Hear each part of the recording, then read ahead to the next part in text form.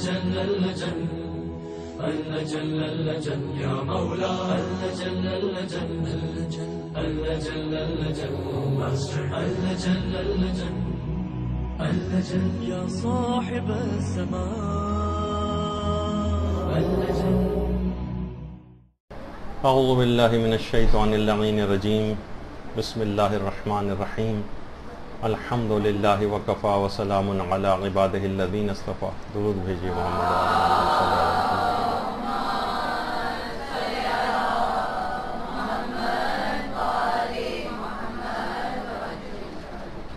آج ایک بہت عرصے سے پرانا جو ایک رکا ہوا عنوان تھا اس کو کچھ آگے بڑھانا ہے، اور وہ ہے بہترین نماز کیسے پڑھیں، جو ایک سیریز ہماری چل رہی تھی. اس میں درس نمبر 13. وہ خواتین جو کہ بالکل نئے گروپ کی ہیں ان کے لیے بھی اس میں سب باتیں جو اب ہم ذکر کریں گے ان کو کوئی ایسا تعطل محسوس نہیں ہوگا. بس وہ کوشش کریں کہ پچھلے جو 12 درس اس موضوع پر ہو چکے ہیں اگر وہ الگ سے ہمارے ویڈیو چینل وغیرہ کے اوپر اس کو سن لیں تو بہتر ہوگا. اچھا، اب اس کو گفتگو کا سلسلہ آگے بڑھاتے ہیں. 12ویں درس کے اختتام پر ہم نماز میں آگے بڑھتے بڑھتے سجدے کے مسائل کے اوپر آ چکے تھے. دیکھیے وہاں پہ بھی یہ بات بیان ہوئی تھی کہ صرف نماز کا پڑھنا کافی نہیں بلکہ بہترین نماز پڑھنا ہے. بہترین نماز کس طرح سے پڑھی جائے کہ جسے ہم کہیں کہ ہاں واقعی ہم نے نماز کا حق ادا کیا ہے، بہت اچھی نماز پڑھی. آیت اللہ محمد حسین طباطبائی یہ بات فرماتے تھے کہ دیکھیں قرآن نے بہت ساری وصیتیں ذکر کی، سب سے پہلی اور عمدہ ترین وصیت جو ہے قرآن کی وہ نماز سے متعلق ہے. اور جو ہماری مشہور کتاب ہے علامہ طبرسی کی مستدرک الوسائل، اس کی پہلی جلد میں یہ بات لکھی ہوئی ہے کہ یہ جو بہترین نماز ظاہر ہے کہ ہم کوشش ہے کہ نماز ہماری بہتر سے بہتر ہو، کہ ملک الموت جو کہ حضرت اسرائیل علیہ السلام ہیں ان کے نزدیک نماز گزار کی شفیع قرار پاتی ہے. یہ نماز سب سے پہلی شفاعت کرنے والی ملک الموت کے نزدیک یہ نماز ہی ہوگی کہ تاکہ جان آسانی کے ساتھ نکالی جائے، اس کے اندر کوئی سختی نہ ہو. وہ جتنی بہتر نماز ہوگی اتنی ہی بہتر شفیع قرار پائے گی، شفاعت کرنے والی. اور بہت ساری اس موضوع پر کتابیں بھی لکھی گئی ہیں جو باقاعدہ قصہ ہائے نماز یا داستان ہائے نماز کے نام سے بھی جو کتابیں ہیں اس کے اندر بھی بہت سارے جو قصے ہیں اور داستانیں ہیں وہ ذکر ہوئی ہیں. ان میں مرزا آیت اللہ مرزا جواد تہرانی ان کے متعلق یہ بات بیان ہوئی کہ باقاعدہ وہ وصیت انہوں نے کی تھی کہ میرے مرنے کے بعد اگر واقعتاً کوئی میرے لیے کچھ ہدیہ یا کوئی نظر کرنا چاہے تو اسے چاہیے کہ وہ نماز کو ہدیہ کرے اور نظر کرے. آپ لوگ تھوڑا سا کچھ پریشان آج دکھائی دے رہے ہیں، ذرا تھوڑا سا منظم اور آرگنائز ہو جائیں. تو اگر کوئی واقعتاً مرنے کے بعد میرے لیے کوئی ہدیہ پیش کرنا چاہتا ہے تو فرماتے تھے کہ وہ نماز کو ہدیہ کرے، یعنی اتنی کام آنے والی چیز ہے نماز. اور یہی وجہ ہے کہ اپنے واجبات اور مستحبات جتنی عبادتیں ہیں یہ بھی مجتہدین کے فتاوی ہیں کہ یہ سب زندہ اور مردہ سب کو ہدیہ کیا جا سکتا ہے ان کا ثواب. اور اس پوری نماز کے اندر جو بہترین حالت ہوتی ہے جس کو سجدہ کہا جاتا ہے، سجدہ کہ ہمارے چھٹے امام جعفر صادق علیہ الصلوۃ والسلام فرماتے ہیں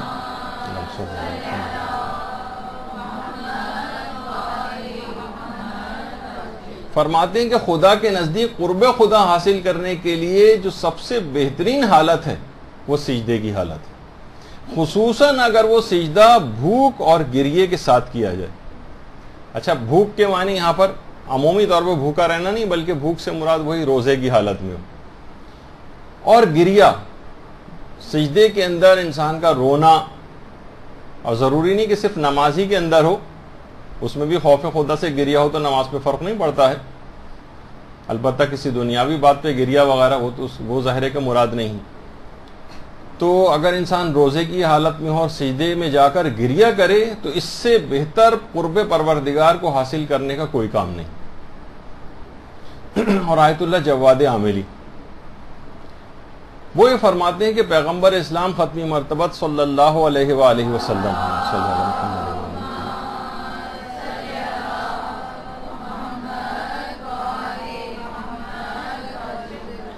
فرماتے ہیں کہ ہر وہ زمین جس پر مومن سجدہ کرتا ہے اس کا نور آسمان تک کو منور کر دیتا ہے.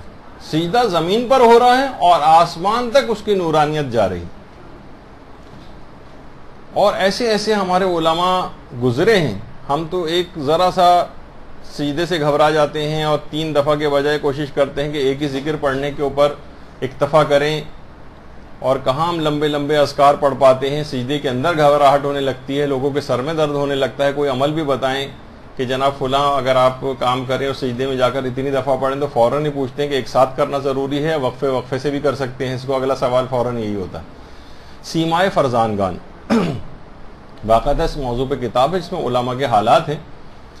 اس میں ملا محمد تقی اصفہانی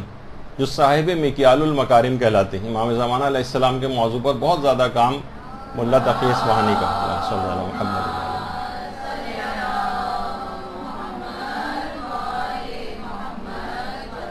ان کو زہر بھی دیا گیا تھا اور اس کے بعد ان کو شہید بھی کیا گیا تھا, اور اس طرح سے شہید کیا تھا کہ جس وقت وہ سجدے میں مناجات 15 پڑھ رہے تھے, 15 مناجاتیں امام زین العابدین علیہ الصلوۃ والسلام کی. اللہم صلی علی محمد و علی محمد.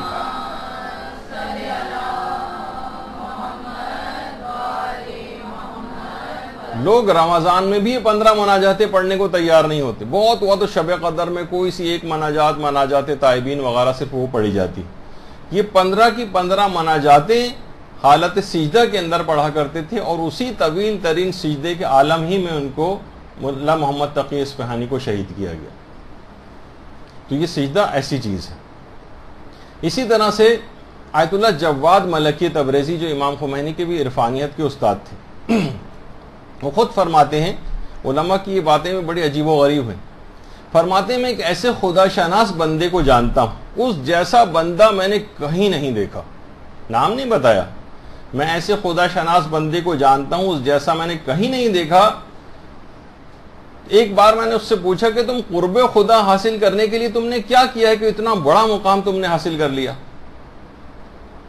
ایک تو امام خمینی کی عرفانیت, امام خمینی کی بھی استاد جواد ملکی تبریزی, اور وہ کسی اور شخص پر رشک کر رہے ہیں کہ قرب خدا تم نے اس طرح کیسے حاصل کیا, کیا تم نے ایسا کام کیا تھا. تو اس شخصیت نے یہ بات بتائی کہ ایک عمل سے زیادہ مؤثر میں نے کسی بھی عمل کو نہیں پایا, اور وہ یہ ہے کہ دن و رات میں ایک طولانی سجدہ جس میں کثرت سے ذکر یونسیہ پڑھا جائے, اس سے بہتر قرب خدا کو حاصل کرنے کا کوئی اور ذریعہ نہیں.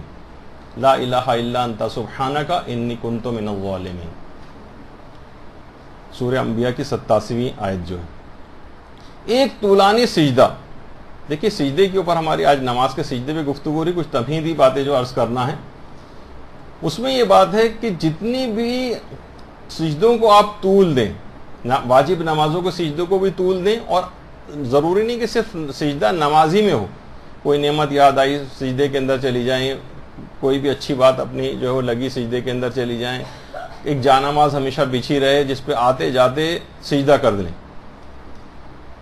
تو فرماتے ہیں کہ طولانی سجدے جس کے اندر ذکر یونسیہ کثرت سے پڑھا جائے, اس سے زیادہ قرب خدا حاصل کرنے کی کوئی چیز میں نے نہیں پائی. علماء فرماتے ہیں کہ بے بس انسان کا سجدہ ہی اس کی بے بسی کا سب سے بڑا علاج.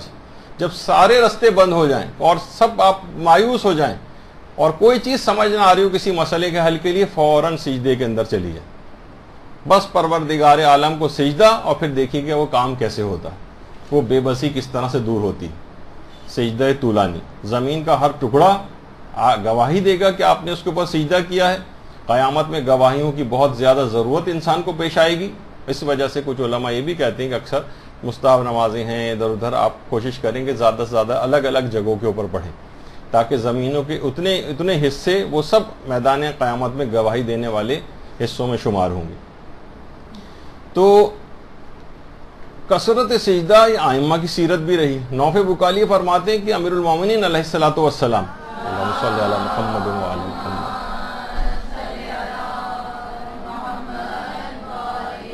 ان کی پیشانی مبارک پر سجدے کا نشان اونٹ کے زانوں پر نشان کے مانند تھا۔ جس طرح اونٹ کے زانوں کے اوپر اٹھتے بیٹھتے ایک نشان بن جاتا ہے، اس طرح کا ایک نشان کثرت سجدہ کے باعث امیر المومنین کی پیشانی پر تھا۔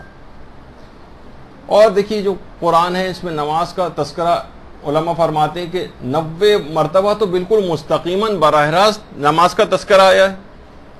اور 900 بار جو مختلف اجزاء نماز ہے، نماز کے اجزاء مثلا رکوع ہے اور سجدہ ہے اور وضو ہے اور مسجد ہے اور ذکر ہے اور عبادت ہے، ان عناوین کے ساتھ ٹکڑوں ٹکڑوں کے اندر بھی اس انداز سے اس کا تذکرہ نماز کا جو ہے وہ آیا ہے۔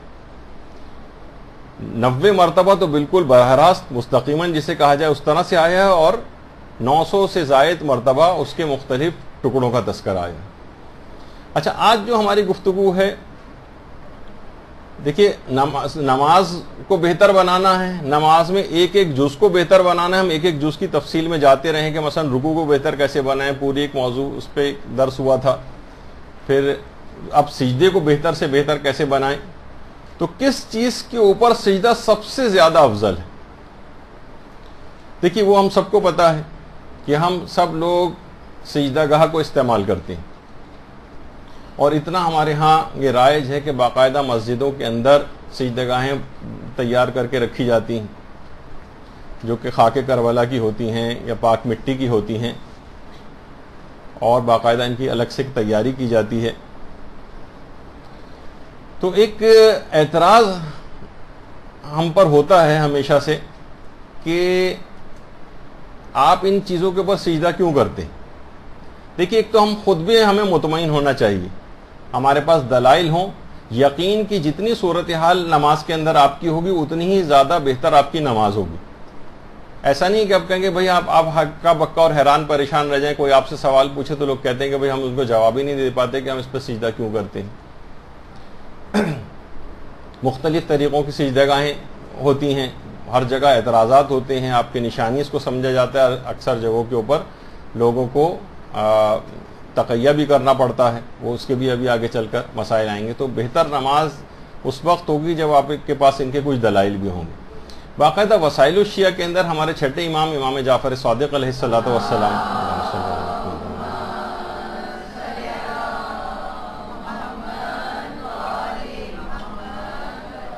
اس کے اندر ہے کہ چھٹے امام کے پاس زرد رنگ کی ایک تھیلی ہوتی تھی، جس میں خاک شفا کو انہوں نے رکھا ہوا ہوتا تھا۔ نماز کے وقت مصلی کے اوپر پھیلا کر اس خاک کو بچھا دیتے تھے اور اس کے اوپر چھٹے امام سجدہ کیا کرتے تھے۔ اور روایات میں یہاں تک کہ خاک کربلا کے علاوہ چھٹے امام کسی اور چیز پر سجدہ ہی نہیں کرتے تھے، کسی اور چیز پر۔ اور جو ہمارے غیر شیعہ مسلمان بھائی ہیں، ان کی بھی اپنی کتابوں میں جیسے مسند احمد ابن حنبل کے اندر بھی ہے کہ جابر بن عبداللہ انصاری فرماتے ہیں کہ میں نے پیغمبر اسلام ختم مرتبت صلی اللہ علیہ وآلہ وسلم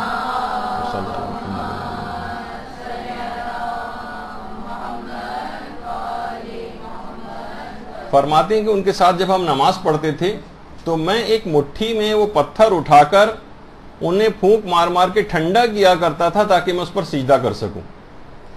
یعنی کسی کپڑے کے اوپر، لباس پر، کسی قالین وغیرہ کے اوپر سجدہ نہیں ہوتا تھا۔ اور اگر سجدے میں کوئی شخص زمین یا پیشانی پر اس کے درمیان میں کوئی کپڑا رکھ لیتا تھا تو پیغمبر اسے سختی سے منع کرتے تھے۔ بلکہ انہی تمام کتابوں کے اندر روایات میں ہے کہ چاہے وہ، کیونکہ مسجد نبوی کی اس زمانے میں چھت وغیرہ نہیں ہوتی تھی اور وہ پتھر کنکر وغیرہ جو وہاں کی زمین میں ہوتے تھے وہ انتہا سے زیادہ دہکنے لگتے تھے گرمی سے، تو بہت سے لوگ ایسا کیا کرتے تھے کہ اپنے امامے کا ہی کوئی ایک سرا نکال کر وہ بیچ میں رکھ لیتے تھے تاکہ براہ راست ان کی پیشانی نہ جلے۔ تو اکثر روایت میں یہ بھی ہے کہ پیغمبر وہ شخص سجدے کی حالت میں ہوتا تھا، اب اس سے ایک فقہی مسئلہ بھی آگے چل کر نکلے گا، ایک سجدے کی حالت میں ہوتا تھا اور پیغمبر آگے بڑھ کر کسی کو نماز اس طرح سے پڑھتے دیکھتے تھے تو اسی سجدے کی حالت میں اس شخص کے وہ کپڑا درمیان سے نکالتے تھے، اتنا بھی انتظار نہیں کرتے تھے کہ نماز ختم ہو جائے تو اس کے بعد میں اس کو بتائیں۔ تو اگر اس بات کی اجازت ہوتی کہ کسی کپڑے کے اوپر جو ہے وہ سجدہ کیا جائے تو اتنا کرنے کی ضرورت نہیں تھی کہ مٹھی میں کنکروں کو لے کر ان پہ پھونکے مار مار کے ان کو ٹھنڈا کیا جائے۔ جب ٹھیک ہے، جب کسی بھی چیز کے اوپر سجدہ ہو سکتا ہے تو درمیان میں کوئی کپڑے کے، وہ جب دری پر ہو سکتا ہے، کسی چادر پہ ہو سکتا ہے، جائے نماز پہ ہو سکتا ہے، تو پھر آخر کیوں پیغمبر اس بات کی اجازت نہیں دیتے تھے اور عمامے کا وہ کپڑا درمیان سے کیوں نکالتے تھے؟ یہ تمام چیزیں ایسی ہیں کہ پیغمبر سختی کے ساتھ منع کرتے تھے۔ یہاں تک کہ سنن بہقی کے اندر بھی ہے کہ پیغمبر اسلام بلکہ اس کے اندر ابن ارد جو ایک صحابی ہیں ان سے بھی ایک روایت ہے کہ کہتے ہیں کہ ہم نے شدید گرمی اور پیشانی اور ہاتھوں کے جلنے کی جو شکایت ہے اس کی فریاد لے کر پیغمبر اسلام کے پاس گئے، کہا کہ یا رسول اللہ کوئی اس میں کوئی طریقہ بتائیں، یہاں بہت شدید ہمیں گرمی اس میں لگ رہی ہوتی ہے، ہاتھ پاؤں جل رہے ہوتے ہیں اور پیشانی جل رہی ہوتی ہے۔ ہم فریاد لے کر پیغمبر کے پاس گئے مگر پیغمبر اسلام نے ہماری فریاد کو قبول نہیں کیا، یعنی اس بات کی اجازت نہیں دی کہ ہم کسی کپڑے کے اوپر کسی اور چیز کے اوپر سجدہ کریں، کیونکہ اگر قالین کے اوپر سجدہ کرنا اس لحاظ سے جائز ہوتا تو پیغمبر اکرم جو ہیں وہ منع نہ فرماتے اس کام کے لیے اور اجازت دیتے تھے کہ بھائی اتنی زیادہ زحمت اٹھانے کی کیا ضرورت ہے، کپڑا رکھ لو اس کے اوپر، کوئی چیز بچھا لو اس کے اوپر اس طرح کی، لیکن پیغمبر نے ہماری فریاد کے اوپر کان نہیں دھرا۔ اچھا، اب ہم جو تربت امام مظلوم یا خاک کربلا ہے اس پر کیوں سجدہ کرتے ہیں؟ ٹھیک ہے، اگر کہا جائے کہ مٹی کے اوپر سجدہ تو مٹی پر سجدہ، کنکر کے اوپر سجدہ آپ کر سکتے ہیں، لیکن خصوصیت کے ساتھ ہمارے ہاں یہ خاک کربلا یا تربت امام مظلوم اس پر سجدے کی تاکید کیوں؟ یہ آیت اللہ مرشی نجفی ہیں اور جس انداز سے وہ سجدے کے اذکار پڑھا کرتے تھے وہ انشاءاللہ ہم اپنی جو سجدہ شکر کی گفتگو آئے گی تو اس کے اندر بھی اس کو عرض کریں گے۔ شیخ محمد حسین آل کشف الغطا ہمارے بہت بڑے مجتہد گزرے ہیں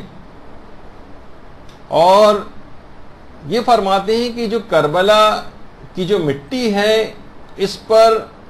سجدے کے سلسلے میں جو روایات آئی ہیں جو زمین کربلا کی فضیلت کو ظاہر کرتی ہیں وہ روایات ہیں جس کی بنا پر ہم اس پر سجدہ کرتے ہیں، اور خاک کربلا سے بھی زیادہ افضل تربت امام مظلوم ہے، اصلی تربت امام مظلوم جس کے متعلق یہ بات ہوتی ہے کہ وہ عاشور کے روز سرخ ہو جاتی ہے اور اکثر اس کو زیارت کے لیے وہاں پر پیش بھی کیا جاتا ہے روضے میں، اور جن جن کے پاس اصلی تربت ہوتی ہے عام طور پر اس کی ایک نشانیوں میں سے ایک نشانی جو ہے وہ سمجھی جاتی ہے، یعنی اصل تربت امام مظلوم۔ امام خمینی بھی یہ فرماتے تھے کہ خاک شفا اس زمین کی خاک ہے جو عرفن قبر سے ملحق ہے۔ تحریر الوسیلہ میں بھی امام خمینی نے لکھا عرفن وہ تمام ایریا اطراف کے قبر کا وہ سب خاک شفا ہے، اور خاک کربلا جو کربلا کی اور پورے کربلا کی جو خاک ہے وہ بھی صحیح ہے، وہ بھی محترم ہے، لیکن اس پر قبر امام حسین اور اس کے اطراف کی مٹی کا حکم جاری نہیں ہوتا۔ یعنی بہت سارے استفتات میں بھی یہ بات آئی ہے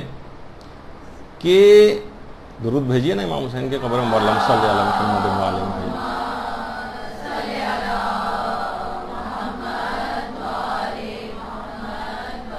کہ جو حائر حسینی ہے یعنی قبر امام سے 11.5 میٹر تقریباً جو ایریا ہے وہ قبر کے اطراف میں وہ حائر حسینی کہلاتا ہے۔ اکثر جگہوں پر مجتہدین کی احتیاط واجب ہے کہ اس پر اختصار کیا جائے، اور یہ حائر حسینی وہ جگہ ہے کہ جہاں پر اس ایریا کے اندر قصر و تمام کا مسافر کو اختیار ہوتا ہے، اور اس کی جو مٹی ہے یا وہاں پر ویکیوم کلینر وغیرہ کیا جاتا ہے تو اکثر علماء اس کے بھی قائل ہیں کہ وہ وہاں پر بھی جو اس انداز کی مٹی ہوتی ہے وہ بھی خاک شفا کے حکم میں۔ بہرحال قبر اور اس کے اطراف کا جو ملحقہ علاقہ ہے، اچھا اس کے اندر تو ضروری نہیں کہ صرف حائر حسینی کا ہو، بلکہ فتووں کے اندر یہ بات آئی ہے کہ عرفاً جتنا علاقہ قبر سے متصل ہے وہ خاک شفا ہے، یہ بہت زیادہ محترم ہے۔ وہ جو خاک شفا ہے اس پر وہ احکامات آتے ہیں کہ خاک شفا کو لوگ اکثر بیماریوں کے لیے استعمال کرتے ہیں، خاک شفا کو نجس کرنا حرام ہے، جو خاک شفا کے مختلف احکام ہیں۔ تو وہ جو اصلی خاک شفا ہوتی اس کے اندر بھی کم سے کم 2 شرطیں پائی جانی چاہیے اس کو استعمال کی۔ یہ جو کھائی عام طور پر جاتی ہے خاک شفا، اس کو ہمست المتوسطہ، ہمس یعنی چنے کے ایک متوسط دانے کے برابر، صرف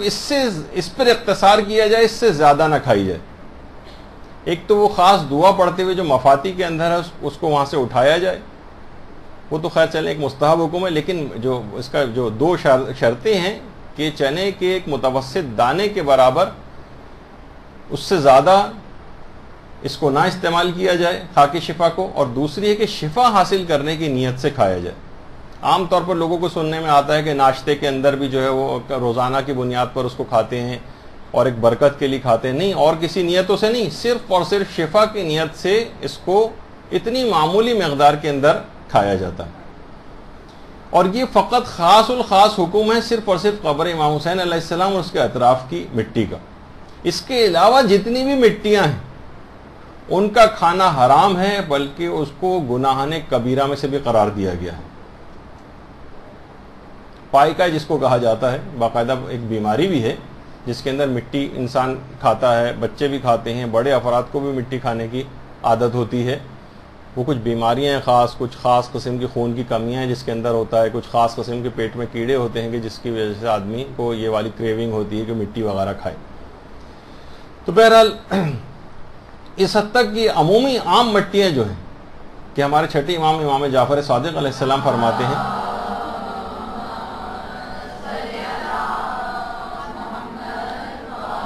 وہ فرماتے ہیں کہ آدم مٹی سے پیدا ہوئے تھے، لہٰذا ان کی ذریت کے لیے مٹی کھانا حرام ہے۔ اور بعض روایات میں مٹی کھانے کو اس مماثل قرار دیا گیا خنزیر کھانے سے، مردار کھانے سے، اور خون پینے کے مترادف اس کو قرار دیا گیا ہے۔ یہ گناہان کبیرہ کے اندر سے بھی ہے مٹی کھانا، لیکن سوائے قبر امام حسین کی اتنی معمولی ترین مقدار ان 2 شرطوں کے ساتھ صرف اس میں اجازت ہے۔ اور بعض روایات میں تو عام مٹی جو ہوتی ہیں ان کو کھانے والے کو ملعون بھی قرار دیا گیا ہے۔ اچھا، اب یہ کیسے پتہ چلے کہ یہ اصلی تربت امام مظلوم ہے یا خاک شفا ہے یا کوئی عام مٹی؟ کیونکہ دیکھیے اگر عام مٹی ہے تو اس کا کھانا حرام ہے، حتیٰ کہ عام خاک کربلا کا بھی کھانا حرام ہے۔ عام خاک کربلا یعنی کربلا کی کوئی بھی مٹی یا سجدہ کا آپ وہاں سے اٹھا کے لے آئیں اور اس کو پھر آپ کہیں کہ میں شفا کی نیت سے کھا رہا ہوں، اس کا کھانا جائز نہیں۔ یہ صرف قبر امام حسین علیہ السلام کی مٹی ہے، وہ بھی وہ عرفاً جو ایریا قبر سے ملحق ہے وہ، اس سے اگر بہت زیادہ دور اور باہر نکل گئے تو پھر وہ عام خاک کربلا ہو جائے گی۔ وہ ٹھیک ہے، اس کا اپنا عزت اور احترام اپنی جگہ ہے، لیکن شفا کی نیت سے وہ عام مٹی بھی آپ اٹھا کے نہیں کھا سکتے ہیں وہاں کی۔ تو جو اصل تربت امام مظلوم ہے جسے خاک شفا، وہ کہیں سے اگر کسی کو مثلا حاصل ہو جاتی ہے، علماء بعض اوقات جمع کرتے ہیں، اور جیسے کہ آیت اللہ مرشی نجفی نے جمع کی تھی، کچھ لوگوں کے اپنے کانٹیکٹس ہوتے ہیں، کہیں کھدائی ہو رہی ہوتی ہے اطراف قبر میں، وہاں سے کچھ مٹی زائرین کو مل جاتی ہے، وہ لے کر آ جاتے ہیں، تو وہ اس چیز پر اس کا حکم لگے گا۔ آیت اللہ سیستانی فرماتے ہیں کہ 2 ایک طریقے ہیں جس سے آپ کو یہ اطمینان ہو سکتا ہے۔ ایک تو یہ ہے کہ کوئی ایک عادل گواہی دے دے، آپ کو عادل گواہی دے دے کہ ہاں یہ خاک شفا ہے، یہ جو ہے تربت امام مظلوم ہی کی مٹی، اور وہ شخص عادل ہے، وہ گواہی دے رہا ہے کہ میں خود مثلا دیکھا ہے کہ خدام نے وہاں سے مجھے اٹھا کر دی ہے اور وہ اتنے ایریا کے اوپر تھا، کوئی بھی ایسا جسے کہ عادل گواہی دے دے۔ دوسرا فرماتے ہیں کہ ذل ید، جس کے قبضے میں وہ خاک ہو، وہ گواہی دے رہا ہو اور وہ قابل اطمینان بھی ہو، وہ قابل اطمینان ہے اور وہ کہہ رہا ہے کہ میرے قبضے میں یہ چیز ہے، میں ہی لے کر آیا ہوں، اور آپ کو اس کی بات پہ اطمینان ہو رہا ہے، وہ قابل اطمینان شخص ہے، تو اس پر بھی فرماتے ہیں کہ حکم تربت لگے گا۔ اور اگر آپ کو یہ دونوں چیزیں نہ ہوں، کوئی عادل گواہ نے بھی نہیں کہا نہ جس کے قبضے میں وہ یہ گواہی دے رہا ہے، بس ایک ایسی ایک عمومی شہرت سی صرف ہے اور آپ کو اطمینان نہیں ہے، تو پھر آقا سیستانی فرماتے ہیں کہ احتیاط واجب یہ ہے کہ اسے پانی کے اندر ممزوج کیا جائے، ملایا جائے اور اس کا استہلاک کیا جائے، یعنی بالکل جس طرح پانی میں گھل مل کے بالکل ختم ہو جائے اور اسے مٹی کھانا نہ کہا جائے، یعنی وہ مٹی جس کے متعلق آپ مشکوک ہیں کہ یہ تربت امام مظلوم ہے یا نہیں، اس کے متعلق پھر یہ بات ہے کہ اس کو، یہ کیونکہ ضمناً بیچ میں بات آ گئی، اگرچہ نماز سے براہ راست تعلق نہیں ہے، لیکن اب یہ بات بیان ہو رہی ہے تو میں ضمناً، کیونکہ غلطیاں عام طور پہ دیکھنے میں آتی ہیں تو اس میں ضمناً ذکر کر دیا۔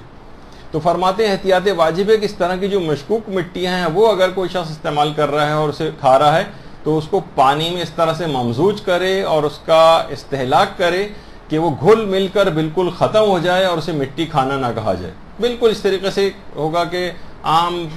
جس طرح آپ پانی پی رہے ہیں، وہ جو غبار اور مٹی ہے اس کے اندر گھل مل کے ختم ہو جائے۔ اور جنازے کے ساتھ رکھنے کی بھی اس کی بڑی تاکید آئی ہے، کیونکہ دیکھیں ہم یہ اس پہ اب جا رہے ہیں کہ ہم سجدہ کیوں اس افضل ترین مٹی کے اوپر کرتے ہیں، جو خاک کربلا کے لحاظ سے بھی اس کے اندر فضیلت ہے، تربت امام مظلوم کی تو ایکسٹرا فضیلت ہے، لیکن جنازے کے ساتھ رکھنے کی بھی بڑی تاکید آئی ہے۔ باقاعدہ وسائل الشیعہ کی 4 جلد میں ہمارے امام زمانہ علیہ الصلوۃ والسلام سے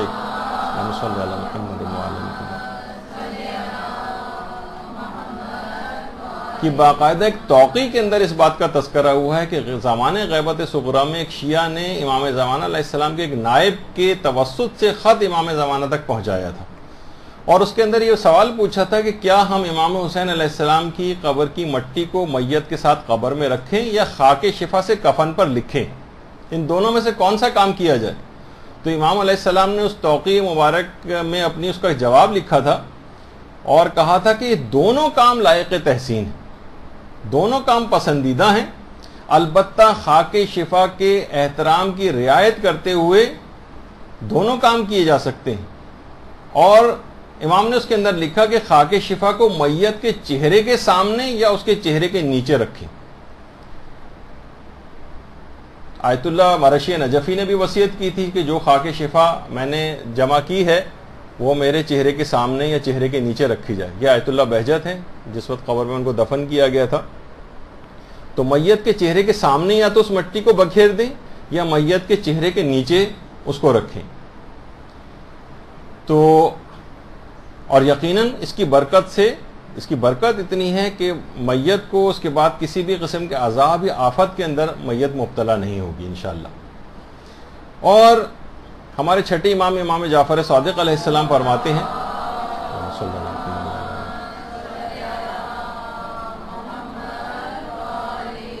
کہ خاک شفا کی تسبیح پر ایک ذکر 70 اذکار کے برابر،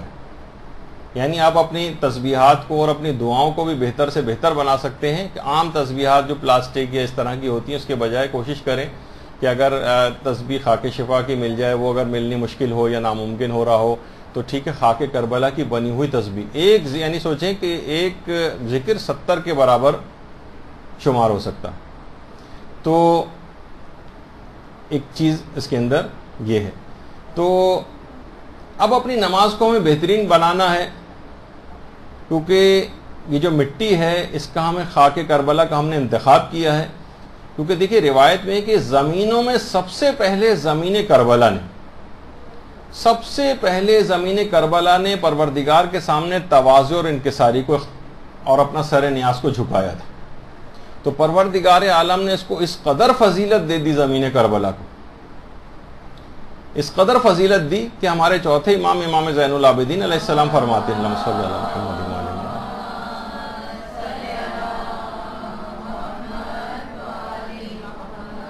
کہ ایک دفعہ زمین مکہ نے اپنے فضائل بیان کی اور کہا کہ بیت اللہ میری پشت پر ہے۔ میری فضیلتوں میں سے زمین مکہ نے اپنے فضائل بیان کیے کہ بیت اللہ میری پشت پر ہے۔ ہر سال کرۂ ارض سے بے شمار لوگ کھنچ کر بیت اللہ کی زیارت کو یعنی میری سرزمین کے اوپر آتے، ہر سال۔ تو پروردگار عالم نے زمین کعبہ کے اوپر وحی کی تو کہ تم اپنے فضائل ضرور بیان کرو، لیکن تمہارے فضائل کو زمین کربلا کے فضائل سے وہی نسبت ہے جو ایک قطرے کو سمندر سے ہوتی. اللہم صلی علی محمد.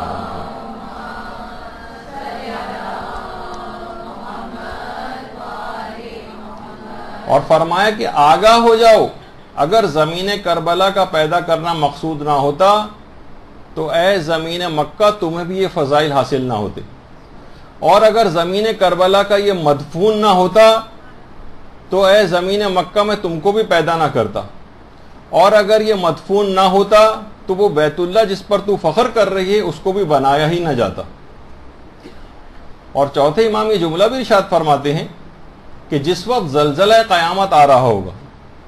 تو اس وقت زمین کربلا کو پروردگار اپنی قدرت کاملہ سے اٹھا لے گا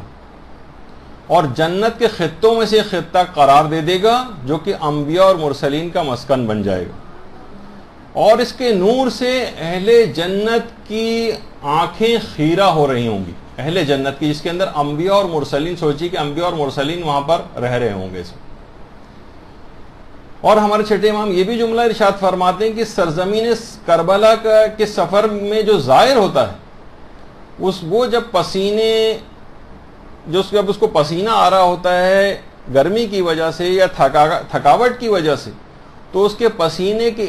ایک قطرے سے 70 ہزار ملائکہ پیدا ہوتے ہیں جو زائر کے لیے تسبیح اور استغفار کرتے ہیں. اللہم صلی علی محمد.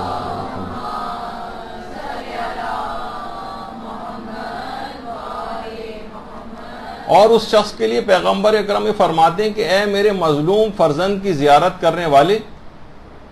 اور اس کے لیے مصائب کو برداشت کرنے والے، اس کی زیارت کے لیے کہ میں محمد صلی اللہ علیہ وآلہ وسلم صلی اللہ علیہ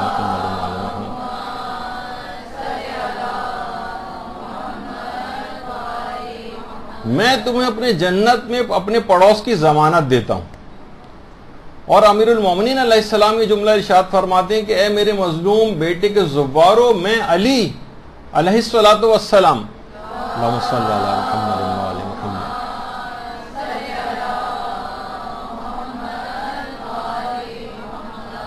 تمہاری تمام حاجات کو تمہاری تمام ضروریات کو خواہ دنیا کی ہوں خواہ آخرت کی ہوں میں پوری کرنے کی ضمانت لیتا ہوں. اور جیسے ہی یہ زائر صحن روضہ کے اندر قدم رکھتا ہے، جیسے ہی یہ زائر صحن روضہ میں قدم رکھتا ہے ملائکہ اس کو گھیر لیتے ہیں، اور جیسے ہی یہ قبر مطہر کے سامنے پہنچتا ہے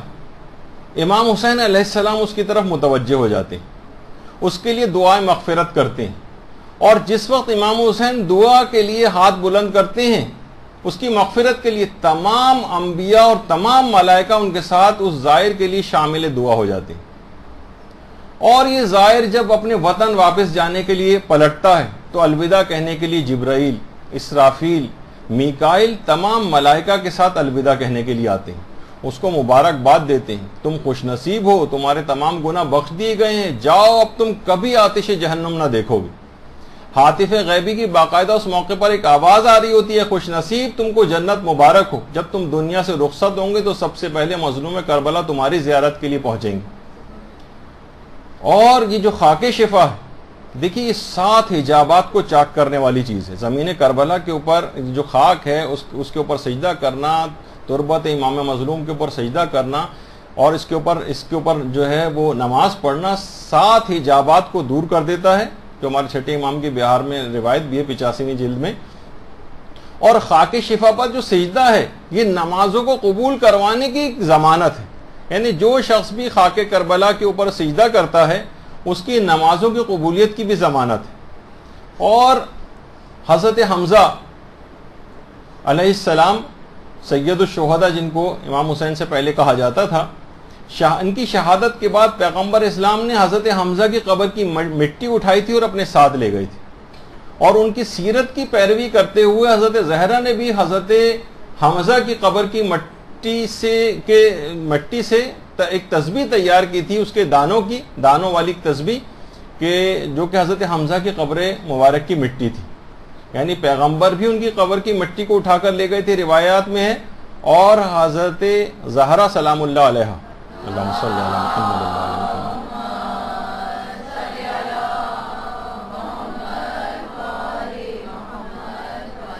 اور باقاعدہ دانوں والی تسبیح اس سے بنائی تھی انہوں نے ان کی قبر کی مٹی سے. تو یہ تمام تبرکات اس طرح سے جو ہمارے ہاں اس انداز سے رائج ہیں، ان سب کے پیچھے روایات ہیں، ان سب کے پیچھے حقائق ہیں. یہ ہم ایسے نہیں کہ بس اپنے ذاتی طور پر ہمیں کوئی چیز اچھی لگ رہی تو ہم اس کام کو کر رہے ہیں. اچھا، یہ جو خاک کربلا ہے اس کے لیے مستحب ہے، خاک شفا کے لیے خاص طور پر، کہ حنوط کے لیے کافور میں خاک شفا ملائی جائے. ایک اتنی معمولی مقدار کی ظاہر ہے کہ وہ اتنی زیادہ نہ ملائی جائے، معمولی مقدار اس کی ملائی جاتی ہے کافور میں، اور پھر ان مقامات کے اوپر لگائی جاتی ہے کہ جہاں جو بے احترامی شمار نہیں ہوتے. جیسے آپ نے ابھی جو سنی تھی امام زمانہ علیہ السلام کی روایت، اس کے اندر یہی بات تو تھی کہ اس کو بے حرمتی اس کی نہ ہو، اس طرح سے اس کے احترام کی رعایت کرتے ہوئے اس کو استعمال کیا جائے. تو حنوط کے اندر جب کافور کے ساتھ حنوط کیا جا رہا ہوتا ہے میت کو، تو پھر اس کے اعضائے سجدہ جو ہیں اس کے اوپر اس میں خاک شفا کو مخلوط کیا جاتا ہے، اور ان ایریاز کو، گھٹنوں کو اور پاؤں کے جو دونوں انگوٹھے ہیں ان کو چھوڑتے ہوئے ان کے اوپر وہ ممزوج کی ہوئی خاک شفا والی وہ یہاں پر نہیں لگائی جاتی، لیکن پیشانی پر اور دونوں ہاتھوں کی ہتھیلیوں پر لگائی جاتی. تو یہ خاص طور پر ان مقامات کے لیے ہے، صرف پیشانی وغیرہ کے اوپر لگائی جاتی ہے. اچھا، اب اس کے اندر جو جامع الازہر کے بہت مشہور اہل سنت کے عالم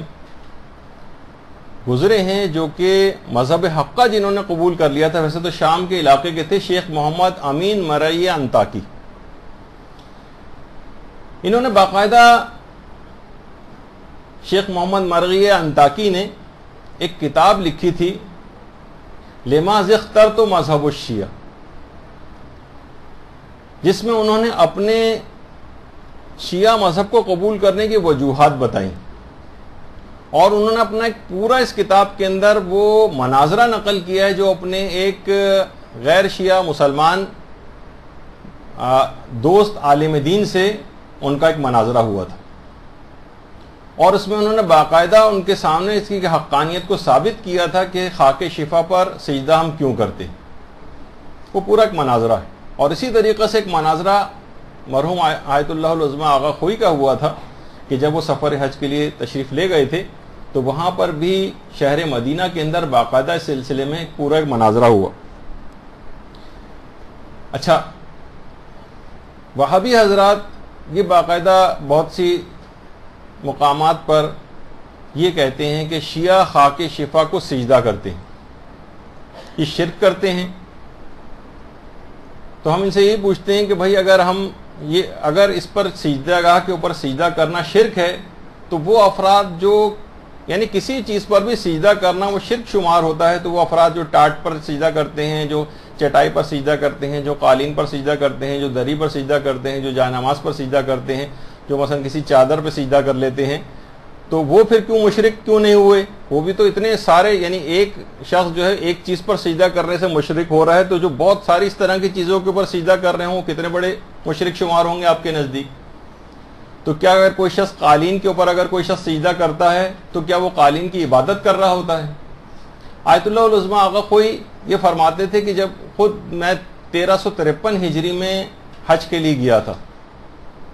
تو مسجد نبوی میں وہاں پر ان کی طرف سے نمائندہ حکومت کی طرف سے شیخ زین العابدین نام کے ایک عالم تھے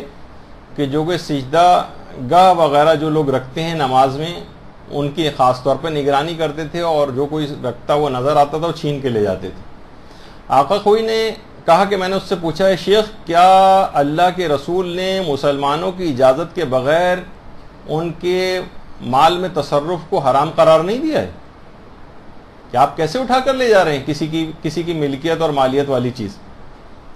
جبکہ وہ وحدانیت اور رسول کی رسالت کا اقرار بھی کرتے ہوں؟ ان کے مال میں تو تصرف جائز نہیں، پھر آپ نے تصرف کیسے کیا؟ تو وہ شیخ زین العابدین کہنے لگا کہ یہ لوگ مشرک ہیں، یہ تربت کو بت بنا کے سجدہ کر رہے ہیں. آقا خوئی نے کہا بہتر نہیں ہے کہ ہم اس موضوع پر بیٹھ کے کچھ دیر بات کر لیں؟ اس نے کہا کوئی حرج نہیں. کہہ رہے ہیں اس کے بعد ہمارا مناظرہ شروع ہوا جو کئی دن تک جاری رہا، اور ان کئی دن تک مناظرے کے بعد آخر میں اس نے معذرت طلب کی، استغفار کیا اور کہا کہ میں بہت بڑی غلط فہمیوں کا شکار تھا، اور مدینے کے قیام کی جو 10 راتیں تھیں وہاں پر روزانہ مسجد نبوی میں آیت اللہ خوئی کے باقاعدہ مناظرے کے بہت بڑا مجمع وہاں پر جمع ہو جاتا تھا، ایک علمی محفل وہاں پر جمتی تھی، اور ان 10ویں دن کے اختتام پر شیخ زین العابدین نے اپنے تمام عقائد اور خیالات سے سب لوگوں کے سامنے بیزاری اختیار کی جو اس نے شیعوں کے بارے میں اختیار کیے ہوئے تھے، اور کہنے لگا کہ میں ان تمام مباحث کو ایک رسالہ نکلتا ہے ام القرا، اس میں باقاعدہ شائع کروں گا، آپ چلے جائیں، میں اس کی کاپی آپ کو بھی بھجواؤں گا، تاکہ ان لوگوں کے اوپر حق آشکار ہو جائے کہ جو کہ بغض و عناد نہیں رکھتے یا کسی بھی طرح کے اشتباہ کا شکار ہیں۔ اور کہا کہ اس کا نسخہ میں بھیجوں گا۔ آغا خوئی فرماتے ہیں کہ بہرحال حالات نے اس کا ساتھ نہ دیا، میں انتظار کرتا رہا، وہ شخص نہیں بھیج سکا، اور اس کے حالات اس کے مقصد کی راہ میں رکاوٹ بن گئے ہوں گے۔ آغا خوئی نے باقاعدہ اپنی البیان فی تفسیر القرآن کے اندر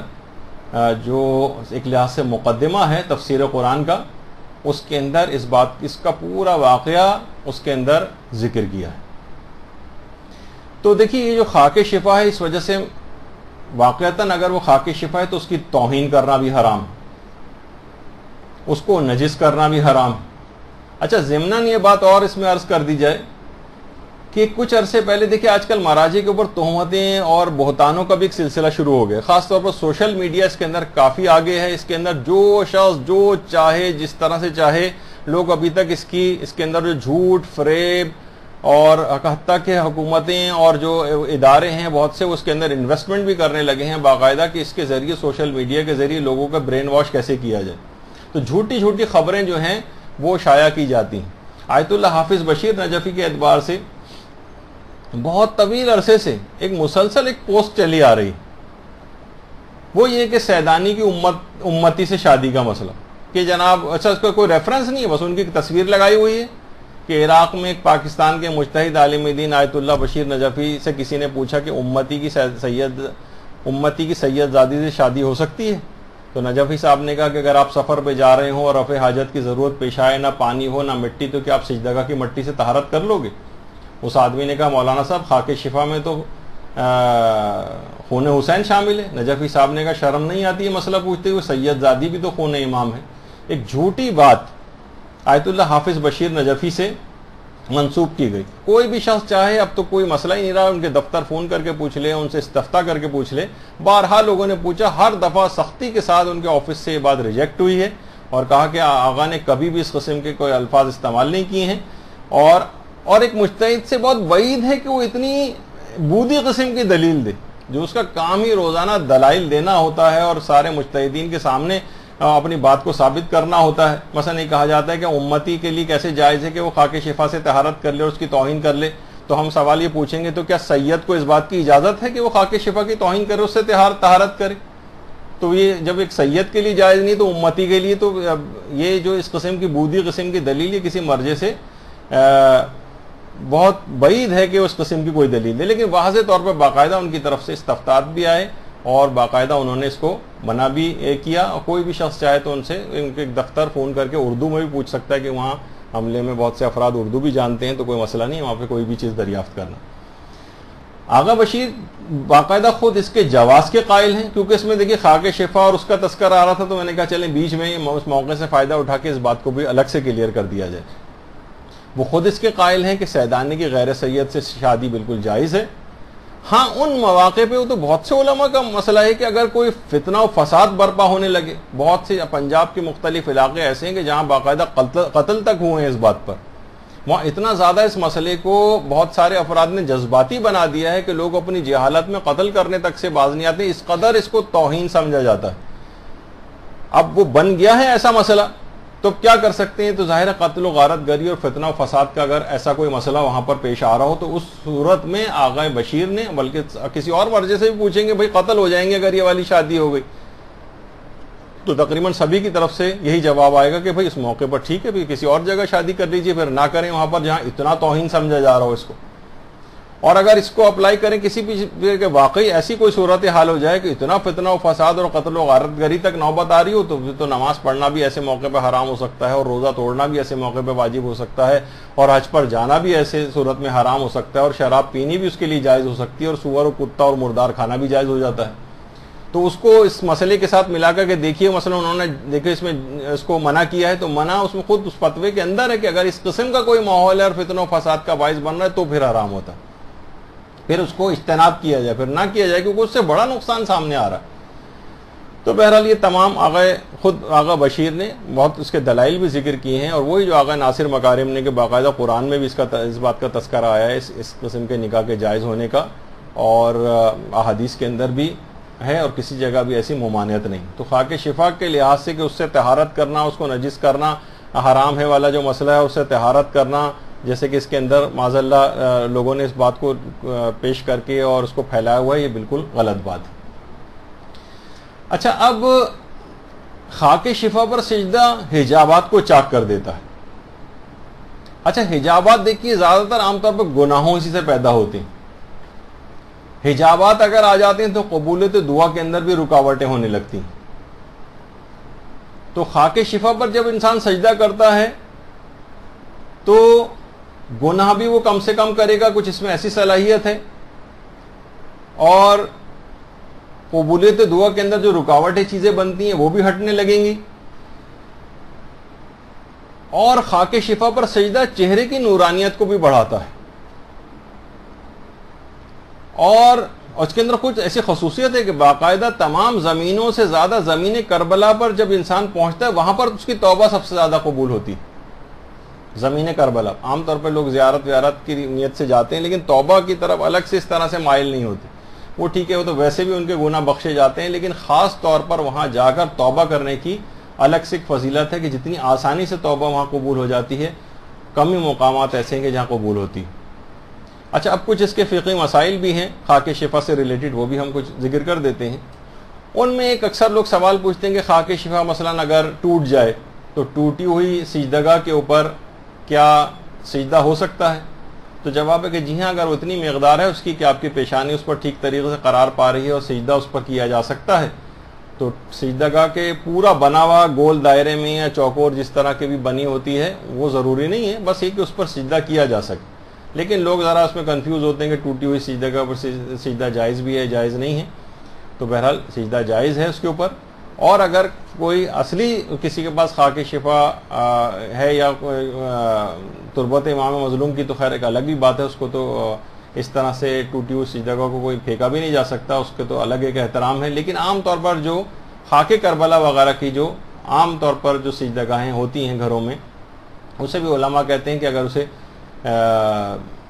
کسی جاری پانی میں، دریا میں، کسی صاف جگہ یا کسی صحرا وغیرہ کے اندر پھینک دیا جائے اس کو، کیونکہ بعض اوقات ٹوٹی ہوئی یا تو اس کو بنا لیں دوبارہ، نہیں بن سکتی تو کسی ایسی جگہ جہاں اس کی بہترامی شمار نہ کیا جائے۔ اچھا، پھر ایک اور آج کل رائج ہو رہی ہے اور کافی عرصے سے رائج ہے، مہر امین جس کو کہا جاتا ہے، جس کے اندر سجدوں کی تعداد بھی آ رہی ہوتی ہے اور اس کے اندر رکعتوں کی تعداد بھی آ رہی ہوتی ہے۔ کیا لوگ پوچھتے ہیں کہ اس پر سجدہ صحیح ہے؟ تو جی ہاں، اس پر سجدہ صحیح ہے، بس اس کے اندر ایک بعض اوقات قباحت ہوتی ہے، اگر اس کا سسٹم تھوڑا سا خراب ہو جائے مہر امین کا، تو اس کے یہ جو تھوڑا سا جس وقت یہ نیچے کی طرف جب آپ سر ٹکاتے ہیں تو اس کے اندر کچھ حرکت پیدا ہوتی۔ ایک تو اس وقت تک ذکر سجدہ اس وقت تک پڑھنا شروع نہ کریں جب تک وہ ساکن نہ ہو جائے، اور بعض اوقات یہ اگر تھوڑا سا آپ نے اپنے سر کو ہلایا تو یہ سجدہ بھی موو ہوتی رہتی ہے، تو سجدے کی حالت میں استقرار بھی ہونا چاہیے، یعنی بالکل ساکن حالت میں ہونا چاہیے، سجدہ ہلتی نہیں رہے، اور ایک جگہ جب اسٹل ہو جائے تو اس کے بعد سجدہ کریں۔ لیکن مہر امین کے اوپر سجدہ ویسے جائز ہے، بس اس کا احتیاط کریں کہ اسے ہلتی نہ رہے۔ اور البتہ یہ ضرور ہے کہ علماء عام طور پر اس کی عادت ڈالنے کو منع کرتے ہیں، یہ کہ ہر وقت ساتھ ہونا بھی مشکل ہے آپ کے لیے، کسی بھی جگہ آپ کو پڑھنا پڑ جائے تو آپ تو کرتے ہیں اس کو عام طور پر شکیات کے لوگ استعمال کرنے کے لیے، کہ پتہ نہیں ایک سجدہ کیا کہ دو کیے ہیں، پتہ نہیں رکعت ہماری کون سی چل رہی ہے، تو اس میں رکعتوں کی تعداد بھی آ رہی ہوتی ہے اور سجدوں کی تعداد بھی متعین ہو رہی ہوتی ہے، تو ان کو زیادہ اس میں متعلق شک سے روکنے کے لیے۔ لیکن اس سے بعض اوقات لگتا ہے کہ انسان اور شکی ہو جاتا ہے، اتنا ڈیپینڈنٹ ہو جاتا ہے اس کے اوپر کہ عام طور پہ اگر اسے کرنا پڑ جائے سجدہ تو اس کے اندر پھر اس کو شک آنے لگتے ہیں۔ تو بہتر یہ ہے کہ یہ اس کی عادت نہ ڈالیں، لیکن ہے جائز اور ایران میں رائج بھی، اور ابتداً کوئی اپنے مرض شک وغیرہ کے اوپر قابو پانا چاہے تو مہر امین کو استعمال کر سکتا ہے۔ اچھا، اب ایک کوشش یہ کرنی چاہیے کہ سجدگاہ اور پیشانی کے درمیان کوئی رکاوٹ نہیں ہونی چاہیے. عام طور پر خواتین کے ساتھ یہ ہوتا ہے کہ اگر کسی عورت کی پیشانی چادر سے ڈھک جائے، چھپ جائے، تو اکثر یہ ہوتا ہے کہ بہت سی خواتین تو کہتی ہیں کہ ہم اس کے خیال ہی نہیں رکھا تھا ہم نے، اور پیشانی کے اوپر وہ چادر آئی رہی اور ہم اسی پہ سجدہ کرتے رہے. اب ہماری پچھلی نمازوں کا کیا ہوگا؟ تو اس میں آغا سیستانی خاص طور پہ بات فرماتے ہیں کہ اگر وہ جاہل قاصر ہے، مثلا اس کو کسی نے بتا دیا تھا، کسی سے پوچھا، اس نے بتایا کہ ٹھیک ہے ہاں صحیح ہے آپ کی نماز ہو جاتا ہے سجدہ، یعنی اس نے کسی سے دریافت کیا، اس کو یہ پتہ چلا، بہرحال جس میں اس کی جہالت کا کوئی اپنا قصور نہ ہو، جاہل قاصر، تو جاہل قاصر کی تو ساری نمازیں صحیح ہیں. لیکن فرماتے ہیں اگر وہ جاہل مقصر ہے، یعنی عالم بھی موجود تھے، کتابیں تھیں، کیسٹس تھے، وہ خود بھی کسی عالم سے فون کر کے پوچھ سکتی تھی، ای میل کر کے پوچھ سکتی تھی، لیکن اس نے یعنی اپنی جہالت میں، لاپرواہی میں خیال نہیں کیا اور اس طرح سے نمازیں پڑھتی رہی، اس طرح جو کہ عام طور پر اس طرح کا طریقہ کار ہوتا ہے عورتوں کا. تو فرماتے ہیں احتیاط واجب کی بنا پر ان تمام نمازوں کی اسے قضا کرنا پڑے گی کہ جس میں اس کی پیشانی پر چادر آئی رہی. تو بہرحال اس میں احتیاط کرنی چاہیے. اچھا، اگر سجدہ کرتے ہی یہ بات پتہ چل جائے کہ پیشانی چادر سے چھپ گئی، تو اگر سر اٹھائے بغیر چادر کو درمیان سے نکال سکتے ہو تو نکالیں، سر اٹھائے بغیر. آپ کو یاد ہوگا بھی تھوڑی دیر پہلے میں نے کہا کہ پیغمبر اسلام سجدے کے دوران ہی کس طرح سے کھینچ کے اس کے امامے کا وہ سرا نکالتے تھے کپڑے کا. یعنی ضرورت نہیں کہ آپ سر کو اٹھائیں ورنہ تو وہ ایک سجدہ شمار ہو جائے گا، یا یعنی ایک سجدہ ذرا مشکوک آپ کا ہو سکتا ہے اس میں. تو سر کو نہ اٹھائیں، بلکہ اسی میں ہی آپ کو احساس ہو رہا ہے کہ پیشانی اور سجدہ کے درمیان چادر آ گئی ہے، تو اسی کو کھینچ کے آہستہ آہستہ اس طرح سے کہ آپ کی پیشانی نہ اٹھے اور نکال لیں. البتہ سر اٹھانے کے بعد اگر معلوم چلے کہ چادر آ گئی تھی اور آپ کو پتہ نہیں چلا تھا، بعد میں کسی نے بتایا، یا جناب اب تو گھروں میں سی سی کیمرے وغیرہ لگے ہوئے، آپ نے چلا کے دیکھا ارے یہ تو میری پیشانی جو ہے وہ اس کے درمیان آ گئی تھی، پیشانی تو نظر ہی نہیں آ رہی، پوری چادر تھی اس پر. تو بہرحال سر اٹھانے کے بعد پتہ چلے کہ چادر اس کے درمیان میں آ گئی تھی تو اس کی بھی نماز کو صحیح سمجھا جائے گا. اچھا، یہ بھی اس وقت عام طور پر ہوتا ہے کہ جب پوری پیشانی اس سے ڈھک جائے تو یہ والا مسئلہ ہوتا ہے، ورنہ اگر درمیان سے عام طور پر چادر کا کوئی حصہ وہ پیشانی کے بیچ میں آ گیا، سجدہ گاہ میں رکاوٹ بن گیا، لیکن اطراف پیشانی کا کچھ حصہ بھی اگر سجدہ گاہ پر لگا ہوا تو بھی اس کا سجدہ صحیح شمار ہو جائے گا. یعنی ضروری نہیں کہ بالکل درمیان پیشانی جو ہے اس کے اوپر ہو، بلکہ اطراف کا بھی ایریا جو پیشانی میں شمار ہوتا ہے وہ اگر اتنا بھی ہے کہ جس پر سجدہ کرنا اتنی مقدار میں لگا ہو تو وہ سجدہ صحیح شمار ہو جائے گا. اچھا، عام طور پر یہ بھی ہوتا ہے بعض اوقات سجدہ کرنے جا رہے ہیں، اچانک سے لائٹ چلی گئی، اور یہاں تو بہت سمجھ میں آتی ہے بات خاص طور پر ہمارے ملک میں، اور غلط چیز پر سجدہ ہو گیا. تو اب کیا یہ ہے کہ ہم سر اٹھا کر دوبارہ اس پر رکھیں؟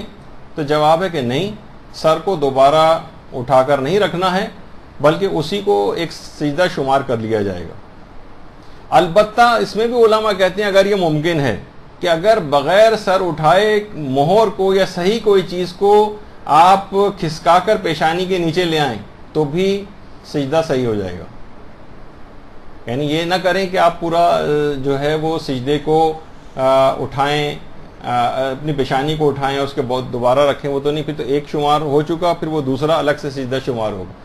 یہ اگر کر سکتے ہو کہ پیشانی کو مکمل طور پر اٹھائے بغیر اس طرح سے بیچ میں لے کے، اب کوئی بہت بڑی کوئی سجدہ کا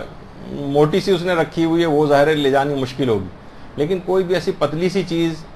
کہ جو کہ جس کے اوپر سجدہ صحیح ہو پیشانی کو اٹھائے بغیر، یا شاید پیشانی کو تھوڑا سا اگر کھسکا کے پیشانی کو اٹھائے بغیر کسی صحیح چیز کے اوپر لے آئیں تو ایسا کرنا پڑے گا. تو یہ تمام چیزیں ایسی ہیں کہ ذرا نمازوں میں ان کی احتیاط کرنی چاہیے. اچھا، ایک مسئلہ پیش آتا ہے خاکِ شفائی سے ریلیٹڈ، وہ ہے کالی اگر جب سجدگاہ ہو جاتی، بہت دن استعمال کر رہے ہیں اور اس طرح اکثر گھروں کے اندر جاتے ہیں، تو جو خاص طور پہ نئے افراد کسی جگہ پہنچے، دیکھیں اس کے اندر بھی دو مسئلے ہیں. ایک تو یہ کہ خود ہماری سجدگاہ تھی، جیسے برابر میں جو سجدگاہ صاف والی نظر آ رہی ہے، ہم نے اس پہ سجدہ کرنا شروع کیا مثلا، اور کچھ عرصے بعد وہ سجدہ تقریباً ایسی ہو گئی جو برابر میں. تو اب ہمیں یہ ہو رہا ہے کہ پتہ نہیں یہ رنگ اس کا تبدیل ہوا ہے, معلوم نہیں اس کے اوپر میل کی ایک ایسی تہ آ گئی ہے, کیا شمار کریں اس کو. تو جب تک آپ کو یقین نہ ہو جائے, آپ نے صحیح طور پر اس کے اوپر سجدہ شروع کیا تھا جب وہ صاف تھی, اب کچھ عرصے بعد یہ والی اس کی نوبت آ گئی کہ وہ سجدہ جو ہے کافی میلی ہو رہی ہے اور شک ہو رہا ہے کہ میل کی تہ ہے یا صرف رنگ بدلا ہے. تو جب تک آپ کو یقین نہ ہو جائے کہ یہ میل کی تہ ہے جو پیشانی اور سجدہ میں رکاوٹ بن رہی ہے, تب تک اس کے اوپر سجدہ کرنے کی اجازت ہے. لیکن اگر کسی جگہ آپ اور جائیں, مثلا آپ کسی کے گھر گئے اور وہاں پہ عام طور پہ بہت کالی کالی سجدگاہیں آپ کو ملتی ہیں جس کی پچھلی حالت کا پتہ ہی نہیں ہوتا. اب یہ کہ پچھلی حالت کچھ پتہ نہیں اور ڈائریکٹ ایسی سجدہ آپ کو مل رہی جس کے متعلق آپ کو شک ہے کہ اتنا میل ہے کہ پیشانی میری سجدہ تک پہنچے گی یا نہیں پہنچے گی, تو اس کو حالت شک میں استعمال نہ کریں, پھر اس کو پلٹیں, صاف کوئی چیز لے کر آئیں یا کوئی ایسی چیز جس پہ سجدہ کرنا صحیح ہو. یعنی جو مشکوک ہو کہ پتہ نہیں اس پر یہ جو تہ ہے یہ میل کی ہے, میل پر تو سجدہ جائز نہیں ہے, تو پتہ نہیں ہے میری پیشانی سجدہ پر لگے گی یا میل کی تہ پر لگے گی, تو اس حالت شک کے اندر سجدہ کرنے کی اجازت نہیں ہے اس کے اوپر, سوائے ان افراد کے کہ جس کو ان کی پچھلی حالت پتہ ہے اور اب شک ہو رہا ہے کہ یہ صرف رنگ بدلا ہے یا میل کی تہ آ گئی, ان کو کنٹینیو کرنے کی اجازت ہے جب تک یقین نہ ہو جائے کہ میل کی تہ آ گئی. عام طور پر وہ میل کی ویسے تہ نہیں ہوتی بلکہ وہ پیشانی عام طور پر آئلی اسکن ہوتی ہے, تو اس کے اوپر سجدہ کے اوپر وہ اس کا آئل وغیرہ پیشانی کا آ کے پھر وہ اس طرح کا رنگ بن جاتا ہے. تو بہرحال رنگ جو ہے, رنگ کا تبدیل ہونا وہ رکاوٹ نہیں ہے, صرف کوئی ایسی تہ بن جائے باقاعدہ تو پھر وہ رکاوٹ جس کو سمجھا جائے اور یقین ہو جائے کہ رکاوٹ ہے, تب اس کے اوپر سجدہ نہیں ہو سکتا. یہ جو بالکل نئے سرے سے پہلی دفعہ ہی آپ کو اتنی کالی سی جگہ مل رہی ہے جس کے متعلق آپ کو اطمینان نہیں ہے, اس پہ سجدہ نہیں کریں. اچھا کالی اس طرح کی سجدہ ہو جائے تو اس کے بہت سے طریقے ہیں, ریگ مال وغیرہ سے اس کو صاف کر لیں, کسی چیز سے رگڑ کے اس کو صاف کریں. اور آغا سیستانی تو ایک طریقہ اور فرماتے ہیں کہ اگر گرم چولہے پر اسے رکھ دیں تو اس کی سیاہی عام طور پر زائل ہو جاتی ہے. مثلا عام طور پر ظاہر ہے اگر آئل کی وجہ سے پیشانی کے اس پر لگا ہے تو وہ آئل آگ لگنے سے ذرا اس پہ برطرف ہو جائے, کپڑے سے صاف کر دیں تو صاف ہو جائے گی. ایک طریقہ یہ بھی, یا اس کو توڑ کر پھر کہیں زمین وغیرہ میں دفن کر دیں. اچھا بعض اوقات یہ بھی ہوتا ہے اگر سجدہ پر اللہ یا معصومین وغیرہ کے نام لکھے ہوئے ہوں, یہ ایک بڑا مسئلہ عام طور پر پیش آتا ہے. اللہ ابھرا ہوا اس کے اوپر ہوتا ہے یا اللہ لکھا ہوا ہوتا ہے. عام سجدہ اگر کرنے جا رہے ہیں نماز سے ہٹ کر, جس وقت وضو نہیں ہے اس میں تو احتیاط کرنا پڑے گی اس میں, کیونکہ بغیر وضو کے اللہ کے نام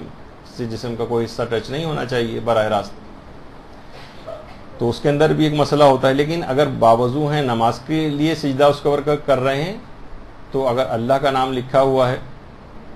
تو اس سے فرق نہیں پڑتا, اس کے اوپر سجدہ ہو جاتا ہے. یعنی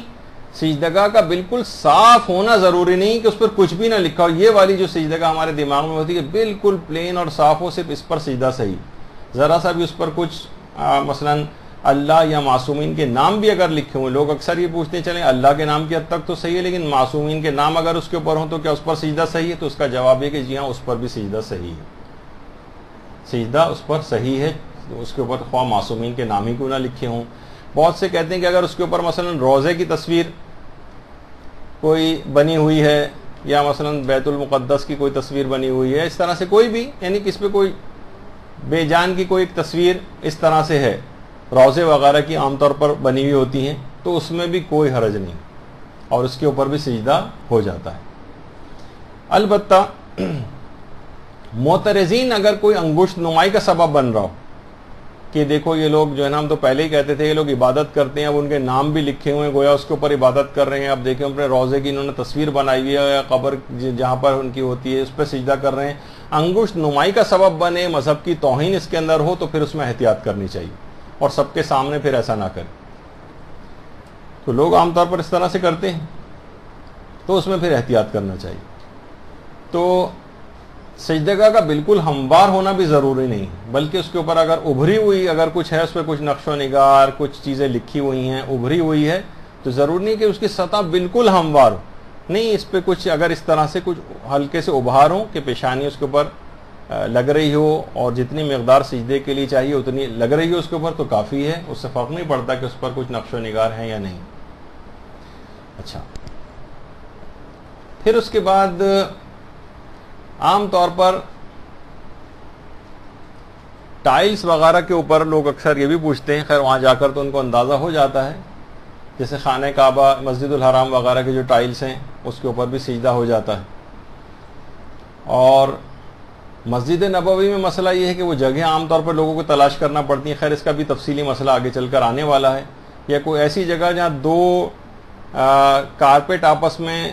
مل رہے ہوتے ہیں تو اس وقت تھوڑی سی جگہ بیچ میں ایسی ہوتی ہے جہاں پر عام زمین کا کوئی ٹائل نظر آ رہا ہوتا ہے، تو اکثر شیعہ حضرات سب وہاں جا کر صف بنا کے پوری کھڑے ہو جاتے ہیں، تو اس میں بڑے کمپلیکیشنز وہاں پر ہو جاتی ہیں، تو وہ اس کے کچھ مسئلے الگ ہیں، ابھی بلکہ اس کا انتظار ہی کریں، ابھی آگے چل کر آنے ہی والا ہے یہ۔ تو بہرحال ٹائلز کے اوپر سجدے کی اجازت ہے، یا مثلا تقیے میں عام طور پر جو نماز پڑھی جاتی، عام طور پر لوگ بہت ہیں جو کہ ایسے مسلمان ممالک میں ہیں کہ جہاں پر شیعہ اپنے آپ کو اگر وہ ظاہر کریں تو نوکریوں سے نکالے جاتے ہیں، مصیبتوں پریشانیوں میں مبتلا ہو جاتے ہیں، اور وہاں پر نمازوں کے اوقات میں باقاعدہ سختی سے دیکھا بھی جاتا ہے، اور کہ کون شخص نماز پڑھنے آ رہا ہے کون نہیں آ رہا، اگر اوائڈ کریں گے اب کسی اور جگہ جا کے نماز پڑھ رہے ہیں یا نماز ہی نہیں پڑھ رہے، بہت سے لوگ نمازیں قضا کرتے ہیں، تو اس کی کرنے کی کوئی ضرورت نہیں ہے۔ اگر واقعی وہ تقیے کا موقع ہے تو اسی دری پر قالین پر بھی وہ ہو جاتا ہے، اور اگر سجدہ ہو جاتا ہے، اور بلکہ اگر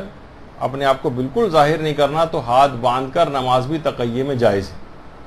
اور ان نمازوں کی بعد میں موقع مل بھی جائے، گھر میں آئیں اور نماز کا وقت بھی باقی ہو، تب بھی ان نمازوں کو دہرانا ضروری نہیں ہے، یا ان نمازوں کی بعد میں کوئی قضا کرنے کی بھی ضرورت نہیں ہے جب واقعتاً تقیے کا موقع ہو۔ اگر صرف ایسے ہی ہمیں صرف اچھا نہیں لگ رہا ہے، ہمیں شرمندگی سی ہو رہی ہے، نہ نوکری جائے گی نہ کوئی پریشانی ہے، کسی بھی طرح کا کوئی ایسا مسئلہ نہیں ہے، اور ہم لاپرواہی کے اندر ایسی شرما حضوری کی وجہ سے جس کو اسلام تسلیم نہیں کرتا ہے، اور تقیے کا کوئی موقع نہیں، نہ تقیے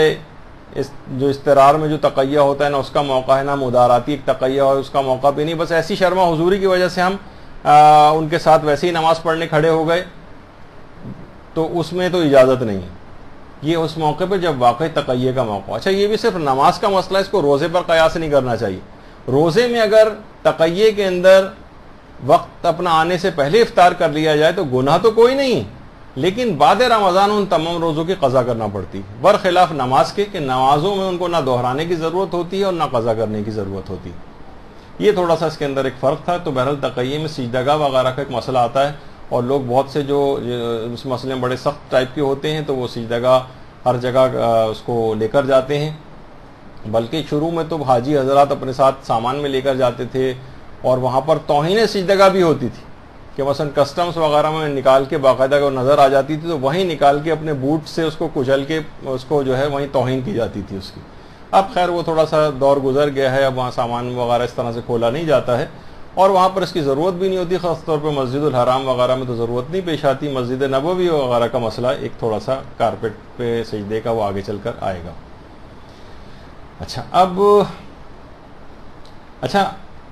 بعض اوقات یہ بھی ہوتا ہے کہ اگر کوئی پتلی سی سجدہ گاہ ہے، چھوٹی سی سجدہ گاہ، ایک سجدہ کیا ہم نے، اٹھ کے بیٹھے تو پیشانے سے چپک گئی، تو بہت سے لوگ یہ سوچتے ہیں کہ چلو ٹھیک ہے چپک گئی تو چپک گئی، دوبارہ سب نیچے دوبارہ رکھ کے اسی پر دوسرا سجدہ کر لیں گے۔ یہ ممکن نہیں ہے، یعنی اس کو پہلے پیشانے سے ہٹانا پڑے گا۔ بہت سے لوگ ایک طریقہ یہ بھی نکالتے ہیں کہ ٹھیک ہے سجدہ کا کسی کی پرابلم تھی نا، ہم چٹائی والی ٹوپی سر کے اوپر پہن لیتے ہیں، اور اس طرح سے پہنتے ہیں کہ وہ ہماری پیشانی سے بالکل لگی رہے، اور سجدے میں جب جائیں گے تو وہی چٹائی والا حصہ زمین پر آئے گا، پھر اٹھ کر بیٹھے پھر دوسرے سجدے میں گئے وہی، تو وہ چپکی کوئی چیز شمار ہوگی، یہ کرنی جائز نہیں ہے۔ یعنی پیشانی سے اس کو ہٹانا جو ہے وہ ضروری ہے، اور پھر اس کے بعد اس کے اوپر سجدہ کیا جائے۔ تو اگر اس طرح سے کوئی چیز پہلے سے چپکی ہوئی ہے تو دوسرے سجدے سے پہلے اس کو ہٹانا پڑے گا، تو پھر وہ دوسرا سجدہ شمار ہوگا۔ اچھا اب یہ تو بھی آگے اگر سجدے کے بعد پتہ چلے کہ ہم کسی غلط چیز کے اوپر اب تک سجدہ کرتے رہے، ہم کوئی اور چیز سمجھ رہے تھے اس کو جس پہ سجدہ صحیح ہے، بعد میں پتہ چلا کہ نہیں اس کے اوپر تو سجدہ مثلا صحیح نہیں ہے، تو پچھلی اس طرح کی جو نمازیں ہیں جو غلط فہمی میں پڑھی گئیں ان نمازوں کو صحیح سمجھا جائے گا۔ اچھا جس جگہ بھی سجدہ کیا جائے اس جگہ کا پاک ہونا بھی ضروری ہے. یعنی جو مثلا آپ ڈائریکٹ کسی اگر فرش کے اوپر سجدہ کر رہے ہیں، جس کے اوپر سجدہ کرنا ویسے صحیح ہے، لیکن مثلا وہ فرش نجس ہے، چاہے وہ آپ نجاست خشک کی کیوں نہ ہو گئی، اس کے اوپر براہ راست پیشانی تو نہیں رکھی جا سکتی. لیکن عام طور پر ایسا ہوتا ہے کہ بہت سی جگہوں کی طہارت مشکوک ہوتی ہے، لیکن لوگ اس جگہ بھی بہت زیادہ سخت ہو جاتے ہیں. مثلا کسی جگہ نہیں موقع مل رہا ہے آپ کو، لوگ کہتے ہیں بھائی یہ تو یہاں پہ سب لوگ جوتے لے کے اس جگہ کے اوپر آتے ہیں، ہمارا دل تو نہیں مان رہا کہ ہم یہاں کریں، اور نماز قضا کر دی انہوں نے. مثلا کوئی چیز بھی ایسی نہیں تھی کہ جس پہ سجدہ گاہ وغیرہ جس پہ کر سکتے. تو بہت سارے ایسی ہیں کہ تاکہ وہ دماغ میں رہے کہ جس جگہ کی طہارت مشکوک بھی آپ کے نزدیک ہو، اس جگہ بھی سجدہ کیا جا سکتا ہے. یعنی سمجھیں گے کہ ہاں یہ بھی ابھی یہ پاک جگہ ہوگی. بلکہ نجس زمین اگر خشک ہے تو دیکھیے ساری جو مہریں ہیں سب تربت امام مظلوم کی بنی ہوئی تھوڑی ہیں جو آپ کے گھروں میں سجدگاہیں ہوتی ہیں. یہ تو عام خاک کربلا، زیادہ تر اگر آپ کہیں کہ خاک کربلا ہوتی ہیں، یہ یہاں ہی کی کوئی مٹی وغیرہ سے جو ہے وہ بنی ہوئی ہوتی ہیں. تو نجس زمین ہے، یعنی مثلا عام طور پہ جو گھروں میں ہوتا ہے کہ وہ ماسی آئی اور کسی جگہ بچے نے پیشاب کیا تو اس نے وہ گیلا پوچھا لے کے پورا ہر جگہ اس کو اور پھیلا دیا، اور وہ شرعی طریقہ اس میں استعمال نہیں کیا جو اس کے مختلف طریقے ہیں اس کو پاک کرنے کے. اب پورا ایریا ہی مثلا نجس ہوا ہوا ہے، اب ٹھیک ہے وہ خشک ہو گیا وہ، تو کیا ہم اس کے اوپر اس جگہ پر مہر سے مراد وہ جو عام طور پر گول سی جو وہ سجدگاہ ہوتی ہے وہ کیا اس پر رکھ کر سجدہ کر سکتے ہیں؟ اب ہماری پیشانی تو مہر کے اوپر ہے، مہر اگرچہ نجس جگہ کے اوپر رکھی ہوئی، تو اس کا جواب ہے کہ جی ہاں اس کی اجازت ہے، اس کی اجازت ہے. یعنی وہ خشک زمین جو خشک نجس زمین ہے اس کے اوپر مہر رکھی، مہر کے اوپر سجدہ ہو جاتا ہے. ٹھیک ہے، یا یہ کہ اس مہر کا کوئی نچلا حصہ نجس ہو جائے گا اور ہم جس پہ پیشانی جس جگہ پہ رکھ رہے ہیں وہ والی جگہ اگر بالکل صحیح ہے، پاک ہے، تو اس کے اوپر بھی سجدہ صحیح ہے. اچھا، اس کے علاوہ کون کون سی چیزیں ہیں کہ جن پر سجدہ صحیح ہو جاتا ہے؟ اس میں کچھ یہ پریشس سٹونز جو ہیں، قیمتی پتھر، ان میں ایک عقیق ہے. آقا خوئی اور آقا سیستانی کے نزدیک جتنے بھی قیمتی پتھر ہیں ان کے اوپر سجدہ صحیح ہے، جائز ہے. عقیق ہے، عام طور پر ابھی بھی اس کا ایک مسئلہ آگے آئے گا. اچھا، یہ بھی نہیں کہ عقیق کی انگوٹھی کو آپ پورا یا تو نگینہ زمین پہ رکھیں پھر اس کے اوپر آپ کریں. انگوٹھی آپ نے ہاتھی کے اندر پہنی ہوئی ہے، اور یہ مسئلہ وہاں پر بہت پیش آتا ہے مدینے وغیرہ میں جب زیارت کے لیے جاتے ہیں، کسی ایسی جگہ جہاں آپ جو سجدہ گاہ ہے وہ استعمال نہیں کرنا چاہ رہی ہیں سب کے سامنے، تو ٹھیک ہے آپ نے ہاتھی کے اندر پہنا، ہاتھ زمین کے اوپر تو ویسے بھی رکھا ہوتا ہے، ہاتھ کو تھوڑا سا اپنی سجدے کی رینج کے اندر لے کر آئیں اور اسی عقیق کے اوپر سجدہ کر لیں. اس کی اجازت ہے آغا خوئی میں بھی، آغا سیستانی میں بھی کے نزدیک بھی. تو عقیق پر بھی ہو جاتا ہے، فیروزے کے اوپر بھی ہو جاتا ہے. البتہ امام خمینی اور آیت اللہ خامنہ یہ فرماتے ہیں کہ احتیاط واجب یہ ہے کہ عقیق اور فیروزے کے اوپر سجدہ نہ کیا جائے، وہ انہوں نے اس میں منع کیا ہے. اچھا، اب عام طور پر یہ ہوتا ہے کہ لوگوں کے ہاتھوں میں عام طور پر تو ہوتی ہیں، تو وہ وہاں پر اس کا اور استعمال آ جاتا ہے. کچھ تو ایسے بھی افراد ہیں کہ جو اتنی زیادہ انہوں نے پہنی ہوتی ہیں ویسے ہی سارے نمایاں ہو جاتے ہیں کہ یقیناً چاہے آپ لوگوں سے چھپانا بھی چاہ رہے ہوں، یہ اگر آپ نے کیا ہوا ہے اس طرح کی حالت بنائی ہوئی تو ویسے الگ سے ہی پرومیننٹ ہو جائیں گے. جیسے سب کو عام طور پر جو کاروان وغیرہ جاتے ہیں تو سب کو ایک تسبیح چھوٹی سی دی جاتی ہے جس میں ایک لکڑی کا ایک پارٹ نکلا ہوتا ہے کہ اس پہ سجدہ کر لینا. اس پہ بھی ہمارے استاد محترم مولانا صادق حسن صاحب قبلہ اکثر حاجیوں کو نصیحت کرتے ہوئے کہتے ہیں کہ وہاں پہ بھی جا کے لوگ اکثر اس انداز کی بے وقوفی کرتے ہیں کہ تو چھپا کے کرنا ہے، پوری ایک صف بنا کے لوگ کھڑے ہو جاتے ہیں اور سب کے سامنے وہ تسبیحاں رکھی ہوتی ہیں جس کے اندر وہ آگے سے وہ لکڑی کا حصہ جو ہے نظر آ رہا ہوتا ہے. ایک نگاہ میں لوگوں کو پتہ چل جائے اچھا کوئی خاص قسم کی یہ بنائی گئی ہے، وہ سب کی تسبیحات اٹھا کے لے جاتے ہیں. تو یہ والی حماقت نہیں کرنی چاہیے اس میں، اور عقل مندی سے بہرحال کام کرنا چاہیے. تو اچھا، یہ بھی دماغ میں خواتین کے ہاتھ میں تو سونے کی انگوٹھی بھی ہوتی ہے، سونے کی انگوٹھی کے اوپر جائز نہیں ہے سجدہ. چاندی کی انگوٹھی کے اوپر بھی سجدہ نہیں کیا جا سکتا. ہاں البتہ عام طور پر کسی جگہ گھاس وغیرہ ہے، یہ تو چلیں کوئی سجدہ شکر وغیرہ کر رہے ہوں گے، لیکن عام طور پہ جو نماز بھی اس عام گھاس پہ براہ راست پیشانی رکھ کے سجدہ کیا جا سکتا ہے. اچھا، جن پھولوں کو عام طور پر کھایا نہیں جاتا ان پر سجدہ صحیح، عام طور پر کھایا نہیں جاتا. بہت سے لوگ کہتے ہیں بھائی بہت سی ادویات کے اندر کچھ ایسے خاص پھول استعمال ہوتے ہیں جو دوا کے طور پر کھائے جاتے ہیں، مثلا جیسے گل بنفشہ ہے، یہ بہت ساری ادویات کے اندر استعمال ہوتا ہے اور مریضوں کو کھلایا جاتا ہے. یا گلے گاؤ زبان وغیرہ ہے وہ بہت ساری ادویات کے اندر استعمال ہوتا ہے. تو یہ عام طور پر اگر وہ چیز نہیں کھائی جاتی ہے، دوا میں خاص طور پر کبھی کسی خاص مرض میں کھلانا تو اس سے فرق نہیں پڑتا ہے. یعنی گلے بنفشہ اور گلے جو ہے گلے گاؤ زبان اس کے اوپر سجدہ جائز ہے، کیونکہ وہ خاص طور پر صرف چند دواؤں کے اندر صرف استعمال ہوتے ہیں. عام طور پر یہ پھول کھائے نہیں جاتے، یعنی کہیں کوئی پھول نظر آئے اس پھول کے اوپر بھی سجدہ جائز ہے، گھاس پہ بھی جائز ہے، پھول پہ بھی جائز ہے. البتہ جیسے پان کا پتا ہے، یہ ان معاشروں کے اندر خاص طور پر جہاں پان کھایا جاتا ہے وہاں پر اس کے اوپر سجدہ جائز نہیں. اچھا آپ کہیں کہ بھائی بہت سی چیزیں جو کھائی جاتی ہیں ان کے اوپر سجدہ جائز نہیں ہے، تو بہت سے ایسے کچے پھل ہیں جو کھائے نہیں جاتے، تو کیا ان پہ سجدہ ہو جائے گا؟ جواب ہے کہ جی نہیں، کچے پھلوں کے اوپر بھی سجدہ جائز نہیں ہے خواہ یہ کھائے نہ جاتے ہوں. تو بہرحال یہ چند ایک چیزیں تھوڑی سی آپ کو جب سجدے کی کہ کس چیز پہ سجدہ ہے کس پہ نہیں ہے، ایک دفعہ ہی ہمیں گفتگو کرنی ہے، تو یہ سب مختلف چیزیں اس کے اندر آ رہی ہیں. اچھا ابھی قیمتی پتھروں کا تذکرہ ہوا، تو صرف یہ نہیں کہ آپ کہیں کہ وہ صرف عقیق کے اوپر جائز ہے یا فیروزے کے اوپر جائز ہے، آغا خوئی اور آغا سیستانی، باقی دو مراجع کا ہر جگہ پہ رہے گا کہ ان قیمتی پتھروں کے اوپر جائز نہیں. لیکن مثلا جیسے کہ یاقوت ہے، یاقوت کے اوپر بھی سجدہ جائز ہے آغا خوئی اور آغا سیستانی میں. در نجف کے اوپر بھی ان کے نزدیک جائز ہے، یا جو مثلا الماس وغیرہ ہوتے ہیں پتھر ان کے اوپر بھی جائز، یعنی جتنے بھی اس طرح کے ہوں. اچھا یہ بھی ضروری نہیں کہ یہ پتھر بالکل پلین ہو، حتیٰ کہ ان پر اگر کوئی نقش کندہ ہے تو اس کے اوپر بھی سجدہ صحیح ہے. باقاعدہ سید رضی نے امام غزالی سے ایک روایت بھی نقل کی ہے جو کہ معجزات آل محمد کے نام سے جو ایک کتاب ہے اس کے اندر بھی موجود ہے، اور المناقب الفاخرہ جو کتاب ہے اس کے اندر بھی موجود ہے، کہ جب نجاشی نے پیغمبر اسلام کو کچھ تحائف حبشہ سے بھجوائے تھے تو رسول اسلام نے سارے تحائف تقسیم کر دیے، البتہ اس میں عقیق کی جو انگوٹھی تھی وہ اپنے پاس رکھ لی، اور کہا کہ اے علی مجھے یہ عقیق بہت پسند ہے، اسے نقاش کے پاس لے جاؤ اور اس پر ایک کلمہ تحریر کراؤ، کلمہ لا الہ الا اللہ. یعنی پیغمبر بھی اس انگوٹھی کے اوپر نقش کو کندہ کرواتے تھے، کہ امیر المومنین سے کہا کہ جاؤ تم اس کے اوپر لا الہ الا اللہ کندہ کرواؤ.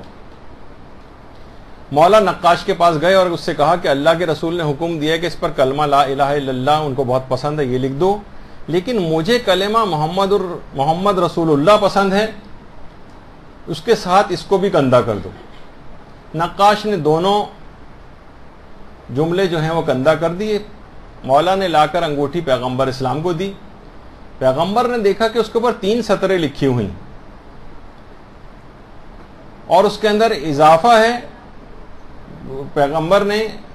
امیر المومنین نے تو محمد رسول اللہ کا اضافہ کروایا تھا، جب پیغمبر نے دیکھا تو اس کے اوپر 3 اضافے ہوئے، اس پر علی ولی اللہ بھی ساتھ ہی لکھا ہوا ہے. اللہم صلی علی محمد وعلی آلہ.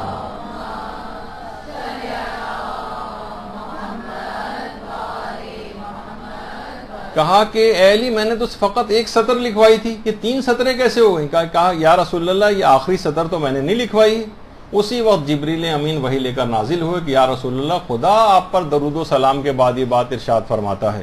درود بھیجیے نا، اللہم صلی علی محمد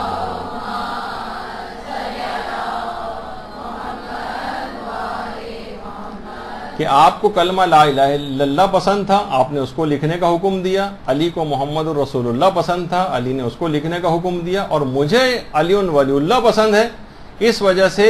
میں نے علی کی محبت میں اس کے اوپر اس کو نقش کر دیا. تو بہرحال یہ جو اس کے اوپر عقیق پہ، فیروزے پہ، کسی پر بھی اگر کوئی چیز نقش ہوئی ہوئی ہے اس کے اوپر بھی سجدہ بالکل صحیح. اور باقاعدہ جو شرح عروہ وغیرہ بھی جو اس کی لکھی گئی ہیں عروۃ الوثقیٰ کی، اور اس میں بھی یہ ہے کہ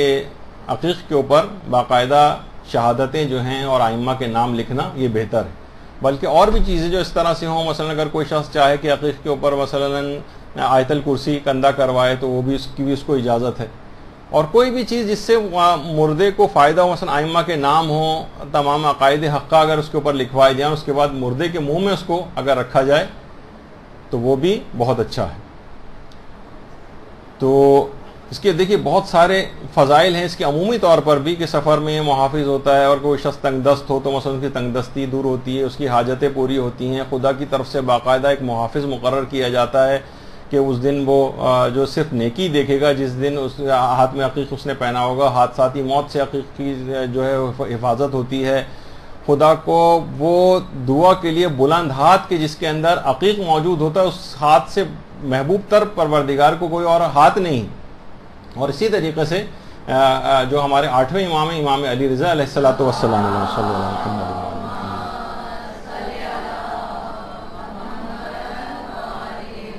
انہوں نے تو باقاعدہ یہ جملہ ارشاد فرمایا ہے کہ یعنی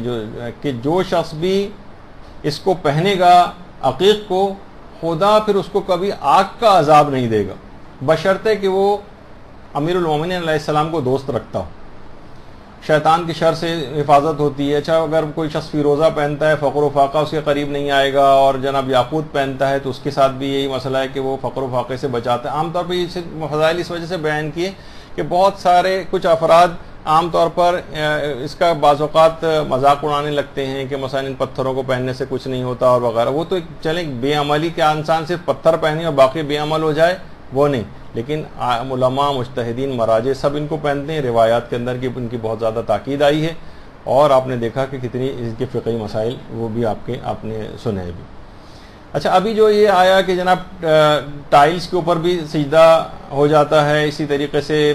سیمنٹڈ فرش اگر کوئی ہے اس پر بھی اکثر مراجع کے نزدیک سجدہ ہو جاتا ہے،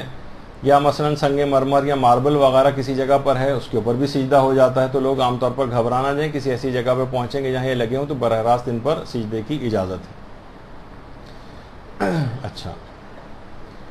اچھا اب کیا سجدگاہ کو کسی خاص سخت زمین کے اوپر ہی رکھنا ضروری ہے؟ مثلا اگر آپ زمین پہ گدا ایک بچھا ہوا ہے پتلا سا، اس کے اوپر آپ کھڑے ہو کے نماز پڑھ رہی ہیں، تو یہ تو ضروری نہیں کہ زمین سخت ہو، یا جس جگہ بس یہ کہ پیشانی جب آپ اس کے اوپر رکھ دیں تو پیشانی کو ذرا سا دبائیں کہ وہ آپ کی سجدگاہ ہلنی بند ہو جائے، حرکت نہیں ہونی چاہیے بس۔ یعنی ایسا نہ ہو کہ مثلا آپ نے ملٹی فارم کا ایک موٹا سا گدا رکھا ہوا ہے اور پیشانی اس کے اوپر ٹکا رہے ہیں تو کبھی پیشانی دائیں ہل رہی ہے بائیں ہل رہی ہے، یہ نہیں ہونا چاہیے۔ یعنی اس طرح سے ہو کہ اگر اس کے اوپر بھی آپ کھڑے ہو کر سجدہ کر رہی ہیں اور کھڑے ہو کے نماز پڑھ رہی ہیں اور اس کے بعد اس کے اوپر سجدہ کر رہی ہیں تو پیشانی کو اتنی زیادہ زور سے دبائیں اس گدے کے اوپر یا اس نرم چیز کے اوپر کہ وہ ایک مقام پہ آ کر وہ ساکن ہو جائے، پھر اس کے بعد سجدہ کرنے کی اس کے اوپر اجازت ہے۔ اچھا اب مسائل تو اگرچہ بہت زیادہ ہیں، لیکن یہ کہ صرف ایک مسئلہ آج کی حد تک ابھی سجدگاہ کے مسائل مکمل نہیں ہوئے، ابھی تو سجدے میں کیا پڑھا جائے اس پر نہیں گئے، سجدے کے اور مستحبات پہ نہیں گئے، تو صرف سجدگاہ کے اوپر ہی گفتگو ہوئی، وہ بھی مکمل نہیں ہوئی، کچھ اب آئندہ گفتگو کے اندر ہی آئے گا سلسلہ۔ لیکن اس سے ملحقہ کچھ ایک چیز ایسی ہے، وہ ہے عام طور پر لوگ پریشان ہوتے ہیں کہ کاغذ یا ٹیشو پیپر کے اوپر سجدے کا کیا مسئلہ ہے، تو وہ بجائے اس کے کہ میں خود بیان کروں، ہمارے استاد محترم کا ایک بہت اچھا اس موضوع پر ایک مختصر سا کلپ ہے، وہ آپ اس کو دیکھ لیں۔ کہ ایک مسئلہ یہ ہے کہ کیا پیپر پر سجدے کی اجازت ہے؟ آیت اللہ خوئی کا فتویٰ تھا کہ جی ہاں، پیپر کسی بھی قسم کا پیپر ہو اس پر سجدے کی اجازت ہے۔ آیت اللہ سیستانی کا جو اس میں فتویٰ ہے تھوڑا سا ڈیٹیل ہے، اور وہ یہ ہے کہ اگر پیپر کا اوریجن، سورس، پیپر جو بنتا ہے، جو پیپر تیار ہوتا ہے، وہ پیپر اگر ایسی چیز سے بنایا گیا جس چیز پر سجدہ جائز ہے۔ دیکھیں سجدہ ہے اسٹون،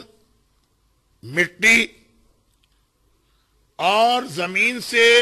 اگنے والی یعنی گرو ہونے والی وہ چیزیں جو کھانے میں اور پہننے میں کام نہیں آتی۔ جو چیزیں کھائی جاتی ہیں اس پہ سجدہ نہیں ہے، جو چیزیں پہنی جاتی ہیں اس پر سجدہ نہیں۔ اب جیسے کاٹن ہے، یہ بھی زمین سے اگتی ہے لیکن کاٹن پہننے میں آتا ہے۔ اب جیسے ڈیفرنٹ قسم کے فروٹس اور ویجیٹیبلز ہیں، یہ بھی زمین سے گرو ہوتے ہیں لیکن کھانے میں آتے ہیں. تو زمین سے گرو ہونے والی وہ چیزیں جو کھانے میں اور پہننے میں استعمال نہیں ہوتی اس کے اوپر سجدہ جائز ہے. اب مثلا اس میں یہ آتا ہے ٹی لیوز، چائے کی پتی. چائے کی پتی خود نہیں پی جاتی ہے، اس کو پانی میں ڈال کے اس کے بعد جو اس میں سے کلر نکلتا ہے وہ پیا جاتا ہے، خود چائے کی پتی نہیں. اس پر آپ سجدہ کر سکتے ہیں. پھر اب اس میں باتیں تو بہت نکلیں گی. بعض ایسے فروٹس ہیں جو دنیا کے ایک علاقے میں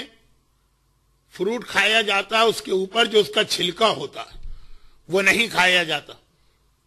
لیکن آج کل یہ جو نیوٹریشن والے ہیں یہ بہت زیادہ زور دے رہے ہیں کہ ہر فروٹ کو اس کے چھلکے سمیت کھائیے. تو یہ بہت اہم ایک فقہی مسئلہ ہے، اور ٹائم اینڈ پلیس کے چینج ہونے سے کچھ مسئلے بدل جاتے ہیں. جیسے یہ والی چیز ہو سکتا ہے کہ کوئی ایسا فروٹ ہو جس کے اوپر کا چھلکا کسی علاقے میں آج بھی کھایا جاتا ہو اور دوسرے علاقے میں نہیں کھایا جاتا ہو. تو یہ بات بہت زیادہ بڑھ گئی. تو خلاصہ یہ ہے کہ پیپر کہاں سے یہ تیار ہوا، اس کو کیسے ہم نے پریپیئر کیا. پہلے زمانے میں تو پیپر ایک خاص قسم کے ٹری سے بنایا جاتا تھا. درخت زمین سے گرو ہوتا ہے، کھانے میں بھی نہیں آتا، پہننے میں بھی نہیں آتا. اس لیے جو ٹری ہے اس کا جو اسٹیم ہے یا اس کے اوپر جو اس کی کھال یا چھال ہے، لیئر ہے، اس کے اوپر سجدہ کر سکتے ہیں درخت کے. اگر پیپر اس سے بنا،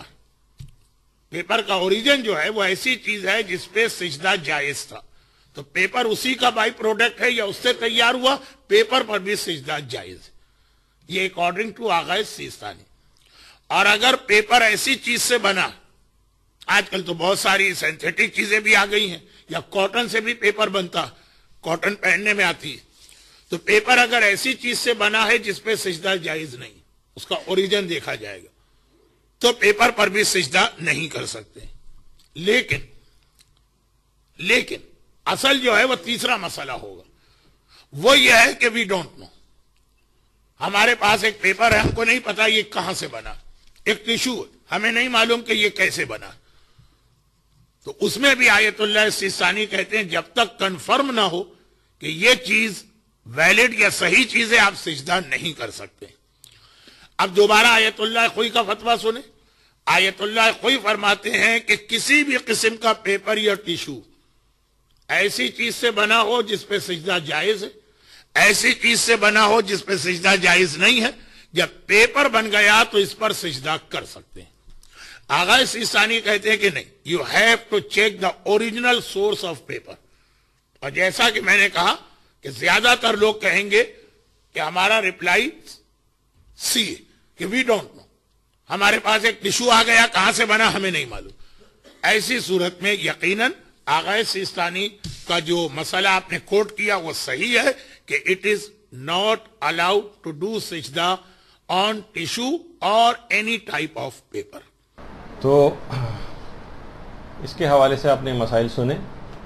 اب انشاءاللہ اس موضوع پر سجدے کے موضوع پر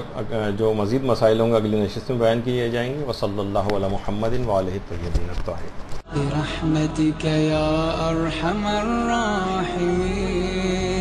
وصلى الله على محمد